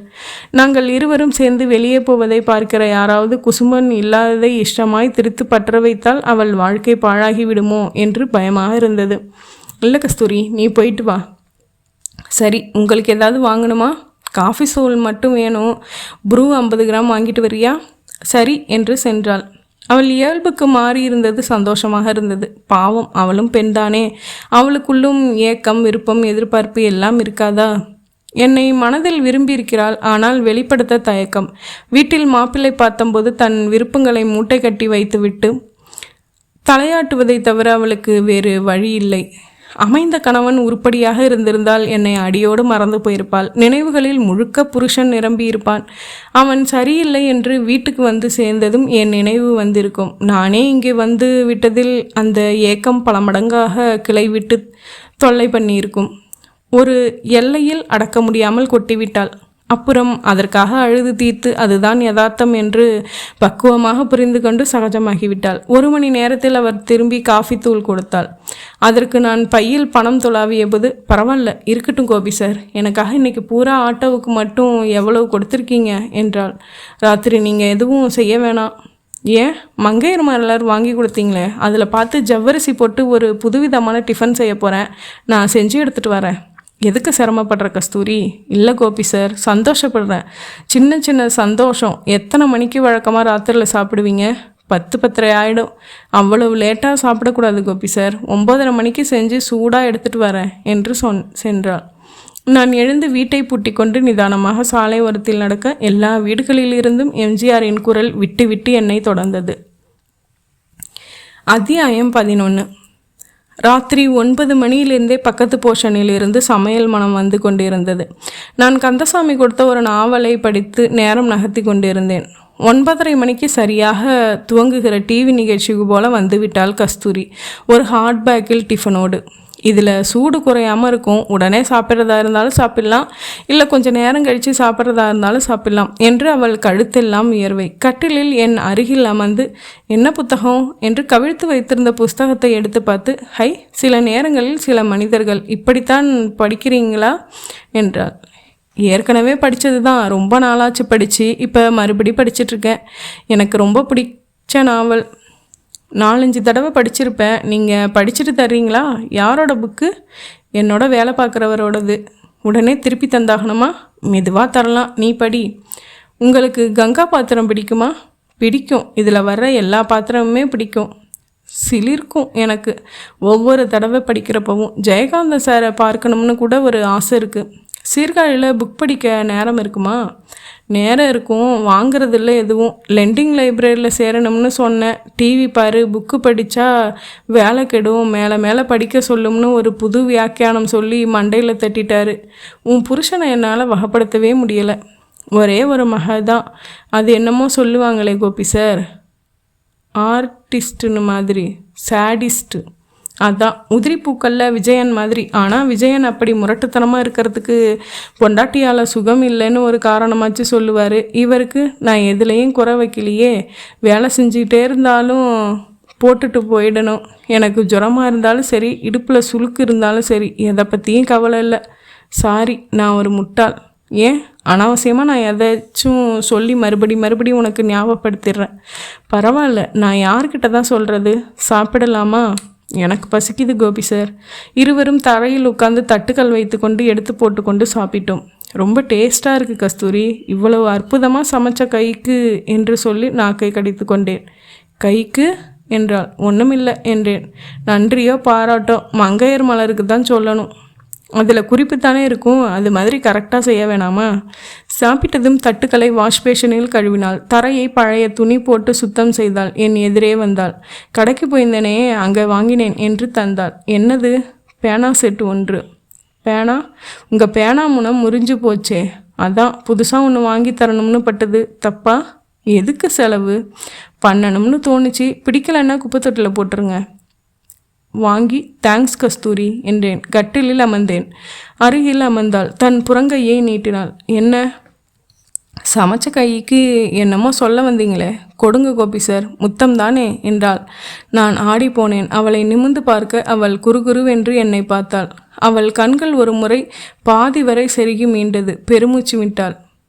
கோபி சார் என்றவள் சட்டென்று என் மேல் இயல்பாக சாய, நான் அவளை தடுமாறி ஆனால் அணைத்து, என் கைகள் அவள் முதுகில் பட்டும் படாமல் பட்டு, அவள் உடம்பு என் மார்பில் அழுந்த, அவளின் கைவிரல்கள் என் பின்னந்தலையில் பின்னிக்கொள்ள, காலையில் வாங்கிய மல்லிகைப்பூ இன்னும் மணத்து கொண்டிருக்க, ஏதோ ஒரு கவசம் திடீரென்று உடைந்து போனது. சிந்தனை, யோசனை, தயக்கம் எல்லாம் தொலைதூரம் போய் நான் அவள் இருவரும். அனல் கக்கும் மூச்சுகள் இழைந்தன.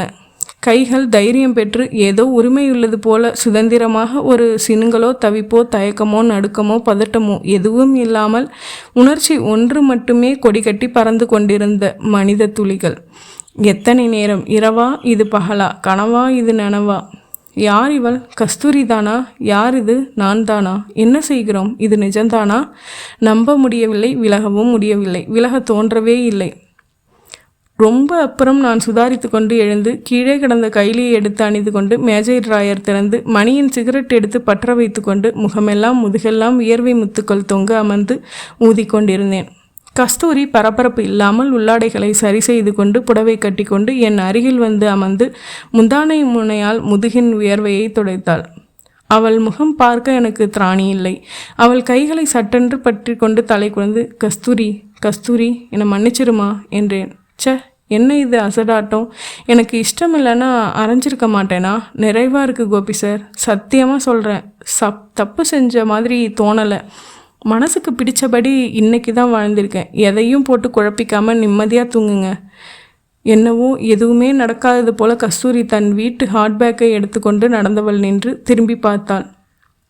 மேஜை மேல் ஹாட்பேக்கை வைத்துவிட்டு கட்டில் மேலும் தரையிலும் உதிர்ந்திருந்த மல்லிகைப்பூக்களை கவனமாக பொறுக்கி ஒரு கையில் அடக்கி கொண்டு ஹாட்பேக் எடுத்து சென்றாள். அத்தியாயம் 12. அடுத்து ஒரு வாரம் எனக்கு ஜுரம் போலத்தான் இருந்தது. கஸ்தூரியை பார்ப்பதை கூட தவிர்த்தேன். என்னடா நீ என்று எனக்குள் என்னுடைய சுட்டு விரலை சுட்டி கொண்டிருந்தது. கண்ணாடியில் என் முகம் பார்த்து கொள்ளும் போதெல்லாம் எரிச்சலாக இருந்தது. என்னை நானே அருவருப்பாக பார்த்து கொண்டேன். வேலையில் கவனம் செல்லவில்லை. தினம் சாயங்காலம் கடற்கரைக்கு போய் அலைகளை பார்த்து கொண்டு உட்கார்ந்திருந்தேன். தப்புடா தப்புடா என்று தாளம் போல எனக்குள் அடித்து கொண்டே இருந்தது. அவள் கல்யாணமானவள், ருசி கண்டவள், 6 மாதமாக விலகி இருப்பதில் தாபம் கொண்டவள், என் மேல் ஏக்கம் கொண்டவள். சரியான சந்தர்ப்பம் அமைந்ததும் பயன்படுத்தி கொண்டு விட்டாள். சரி, எனக்கு எங்கே போயிட்டு புத்தி? கஸ்தூரி, என்ன இதெல்லாம் என்று அதட்டி இருக்க வேண்டாம். தோள்களை பிடித்து தள்ளி உட்கார வைத்து கன்னத்தில் அரைந்திருக்க வேண்டாம். வெளியே போ என்று அனுப்பி வைத்து கதவு மூடியிருக்க வேண்டாம். அதெல்லாம் விட்டுவிட்டு எப்படா இப்படி ஒரு சந்தர்ப்பம் கிடைக்கும் என்று காத்து கொண்டிருந்ததைப் போல ஒருவேளை உள் மனதில் காத்து கொண்டிருந்தேனோ? அதுதான் அசிங்கமான நிஜமோ? என்ன ஆசாமி நான்? கஸ்தூரி இதை என்னவோ கை குலுக்கி கொண்ட மாதிரி வெகு சாதாரணமாக எப்படி எடுத்துக்கொண்டாள்? சின்ன சின்ன விஷயத்திற்கெல்லாம் பொசுக்கென்று அழுகிறவள் புன்னகையோடு எனக்கு தைரியம் சொல்லிவிட்டு போனதெப்படி? அவளுக்கு இது உறுத்தவே இல்லையா? திட்டமிட்ட துரோகமா? சரி, இனி புரியவில்லை. ஒரு கன்னி பெண்ணை தொட்டிருந்தால் இது எவ்வளவு பெரிய விஷயம். இப்போது மட்டும் களங்கம் இல்லையா? இது கற்பின் பாதிப்பில் சேர்ந்திருக்காதா? ஐயோ, எப்படி எப்படி யோசித்தாலும் மடத்தனம் பண்ணி தொலைந்து விட்டேன். அல்லது அதிகமாக யோசிக்காமல் இருப்பது நல்லதோ? ரொம்ப தான் குடைந்து கொள்கிறேனோ? ஒன்றுமே இல்லை என்று நினைத்தால் ஒன்றுமே இல்லையோ? அதெப்படி? வாழ்க்கை பூரா மாறுமா நினைவிலிருந்து? அடி பாவி, எப்படி என்னை இதில் ஈர்த்தாய்? எத்தனை பலவீனமானவன் நான்! ஒரு நாகரிகமான பொறுக்கியாக உலாவிக் கொண்டிருக்கிறேன். என்னை பார்த்தால் யாராவது இந்த மாதிரி கழிசடை காரியம் செய்திருப்பதை உணர முடியுமா? என் சுய இரக்கம் என்னை வதைத்தது. சுய இரக்கம் என்பதை விட சுய விசாரணை என்றுதான் சொல்ல வேண்டும். நேற்று ராத்திரி ஹோட்டலில் சாப்பிட்டு விட்டு வீட்டுக்கு திரும்பிய போது பின் போர்ஷனில் இருந்து கலவையாக நிறைய ஆண் குரல்கள் காதில் விழுந்தன. அப்புறம் கதிரேச முதலியார் சொன்னார், 2 பையன்களும் வந்திருப்பதாகவும் சீர்காழி போய் பேசிவிட்டு திரும்பி விட்டார்களாம். ஆளுக்கு 25 போட்டு 50,000 மாப்பிள்ளையின் கையில் கொடுத்திருக்கிறார்கள். கடைபிடித்து லேத் போட வேண்டும். அட்வான்ஸ் கொடுத்து வாடகைக்கு தனி வீடு பிடிக்க வேண்டும். பிடித்த பின் கதிரேச முதலியாருக்கு தகவல் சொல்ல வேண்டும். இவர் போய் பார்த்துவிட்டு திரும்பிய பிறகு கஸ்தூரியை கொண்டு சென்று அங்கே விடுவார்கள். இதுதான் அண்ணன்கள் பேசிவிட்டு வந்த ஏற்பாடு. இந்த 6 மாத பிரிவில் மாப்பிள்ளை ரொம்பவும் மனம் மாறி இருக்கிறாராம். தவறு உணர்ந்து பேசுகிறாராம். ஒரே வாரத்தில் எல்லா ஏற்பாடுகளையும் செய்துவிட்டு சென்னை வருவதாக துடிப்போது சொல்லி பணத்தை வாங்கி கொண்டாராம். தன் மகளுக்கு நல்ல காலம் பிறந்து விட்டது என்று கதிரேச முதலியாருக்கு ஏகப்பட்ட மகிழ்ச்சி. ஆனால் என் அடிவயிற்றில்தான் இனம் புரியாத பயந்தவள் துள்ளி கொண்டிருந்தது. இன்று மாலை 7 மணிக்கெல்லாம் வீடு திரும்பின போது கடைத்தெருவுக்கு புறப்பட்டு கொண்டிருந்த கதிரேச முதலியாரும் அவர் மனைவியும் நின்று என்னோடு பேசினார்கள். 2 பசங்களும் இன்னைக்கே புறப்பட்டு போயிட்டானுங்க. 1 வாரம் தங்க சொல்லி மன்றாடினேன், கேட்கல. அவனுங்களுக்கு நான் ஸ்ட்ராங்காக தபாலில் எழுதினதில் கோபம் என்றார் அவர். அப்படி எழுதலைன்னா புறப்பட்டு வந்திருப்பானுங்களா என்றாள் கஸ்தூரியின் அம்மா. அது சரிதான் என்றேன் சுரத்தில்லாமல். டயர்டாக வந்திருக்கீங்கன்னு நினைக்கிறேன், அப்புறம் பேசலாம். நாங்கள் கடத்தருவுக்கு போயிட்டு வரோம். அவர்கள் சென்றதும் நான் வீட்டுக்குள் வந்தேன். 2 போர்ஷனுக்கும் பொதுவான கதவருகில் நின்று கஸ்தூரி என்றழைத்தேன். என்ன சார் என்றாள். கொஞ்சம் இங்கே வா. வினாடிகளில் வந்து நின்று மூச்சரைத்தாள். என்ன, இப்படி உட்காரு என்று மூங்கில் நாற்காலியை காட்டினேன். உட்கார்ந்தாள். இதை பாரு, நான் கேட்கறதுக்கு நேரடியாக பதில் சொல்லணும் என்றேன். சரி என்றாள்.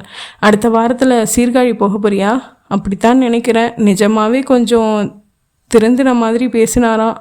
அண்ணங்க சொன்னது தான். பணத்தை கையில் வாங்குற வரைக்கும் நடித்தா நடிப்பாக கூட இருக்கலாம். ஆனால் அது நடிப்பாக இருக்கக்கூடாதுன்னு நினைக்கிறேன். பாவம், எத்தனை நாளைக்கு நான் இங்கே அம்மா அப்பாவை கலங்க வச்சுக்கிட்டு உட்கார்ந்துருப்பேன். சரி, உனக்கு அந்த வாழ்க்கை பிடிச்சிருக்கா? இங்கே இந்த வயல் வேணுமா அந்த வயல் வேணுமான்னு யாராச்சும் நாற்றுக்கிட்ட போய் அபிப்பிராயம் கேட்டுக்கிட்டா நடுறாங்க? நடப்பட்ட வயலில் விளைய வேண்டியது தான். அது நாற்று. நீ உசுருள்ள பொண்ணு. உன் மனசில் சில விருப்பங்கள் இருக்கணும். என் விருப்பத்துக்கா எல்லாம் நடக்குது? என் வாழ்க்கையில் என் விருப்பத்துக்கு ஒரே விஷயந்தான் நடந்தது என்று புன்னகையோடு தலை குனிந்தாள். சரி, நேரடியாக கேட்குறேன். மனசுக்கு பிடிக்காதவனோட ஒரு வாழ்க்கை எதுக்கு கஸ்தூரி? என்னை உனக்கு பிடிச்சிருக்கு. என்னோட வாழறதுக்கு சம்மதமா? சொல்லு. சீரியஸாக கேட்குறேன். அந்த கல்யாணத்தை ரத்து பண்ணிட்ட ஏற்பாடு பண்ணிடலாம் கஸ்தூரி. சொல்லு, நான் உனக்கு தாலி கட்டி கொடுத்தனம் பண்ணுறேன் என்றேன் உணர்ச்சி பூர்வமாக. அவள் திடீரென்று சிரிக்க துவங்கினாள். செஞ்ச தப்புக்கு பரிகாரமாக யோசித்து வச்சிங்களா கோபி சார்? இல்லை, நிஜமாக தான் சொல்கிறேன். வேணாம் கோபி சார், என் வாழ்க்கை வேறு மாதிரி ஆயிடுச்சு. அப்படியே தொடர்ந்து ஓடிடும். என் புருஷனை என்னால் உடல் ரீதியாகவும் எதிர்க்க முடியல, மன ரீதியாகவும் எதிர்க்க முடியல. அந்த துரோகத்தில் ஒரு பழிவாங்கின திருப்தி இருக்குது. இனி என் வாழ்க்கையில் எவ்வளவு கொடுமைகளை சந்தித்தாலும் நான் சிரிப்பேன். ஏன் சிரிக்கிறேன்னு எனக்கு தான் தெரியும். அந்த ஒரு நாள் முழுக்க உன் பொண்டாட்டியாக வாழ்ந்தேன். அது போதும் கோபி சார். பூ வாங்கி கொடுத்தீங்க, ஹோட்டலில் சாப்பிட்டோம், உங்களுக்காக சமைச்சு போட்டேன். அதெல்லாம் எப்படி இயல்பாக எடுத்துக்கிட்டீங்களோ அதே மாதிரி ஒரு நாள் வாழ்க்கை முழுமை அடைஞ்சதையும் இயல்பாக எடுத்துக்குங்க கோபி சார். தொட்டுட்டோமே, தப்பி ஆயிடுச்சேன்னு பதறி போயிடாதீங்க.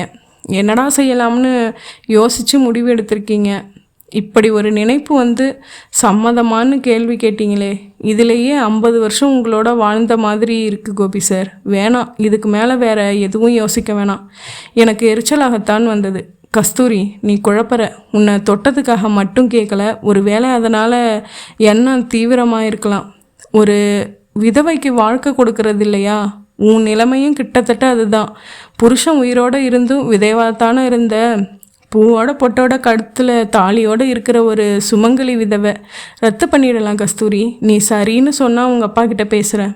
கண்கள் கலங்க 2 கைகளையும் கூப்பி என்னை கும்பிட்டாள்.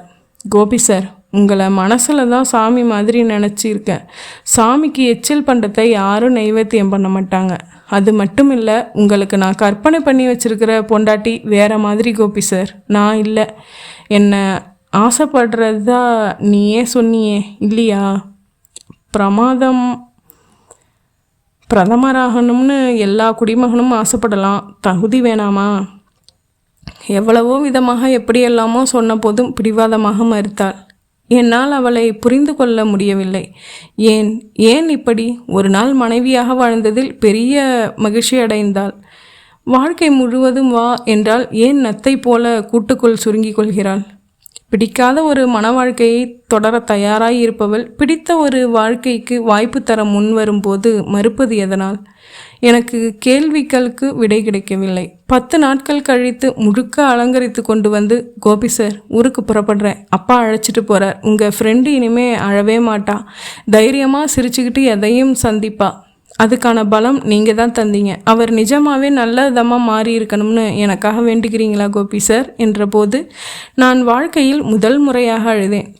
என்ன இது? நீங்கள் போய் அழுதுகிட்டு உங்கள் கல்யாணத்துக்கு கண்டிப்பாக பத்திரிக்கை போடணும் என்ன என்றாள். வாசலில் காத்திருந்த ஆட்டோவில் அவள் தன் அப்பாவோடு ஏறிக்கொண்டு எனக்கு கையசைத்தாள். நான் நனைந்த கொடி போல கையை அசைத்தேன். என்னை சுற்றி சூழ்ந்திருந்த குழப்பங்களோ கேள்விகளோ எதுவும் விலகவில்லை.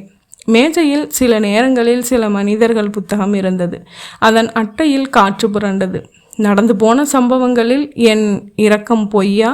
அவள் என்னை நேசித்தது பொய்யா? தன் கணவனை வெறுத்தது பொய்யா என்று மீண்டும் கேள்விகள் என்னை தொடர காமம் ஒன்று மட்டும் நிஜம் என்று பற்றது. முற்றும். இதுவரைக்கும் கதையை பொறுமையாக கேட்ட எல்லாருக்குமே ரொம்ப நன்றி. மேலும் என்னோடய சேனல் பிடிச்சிருந்தது அப்படின்னா சப்ஸ்கிரைப் பண்ணுங்கள், லைக் கமெண்ட் பண்ணுங்கள், உங்களோட ஃப்ரெண்ட்ஸ் அண்ட் ஃபேமிலிக்கு ஷேர் பண்ணுங்கள். Thank you friends.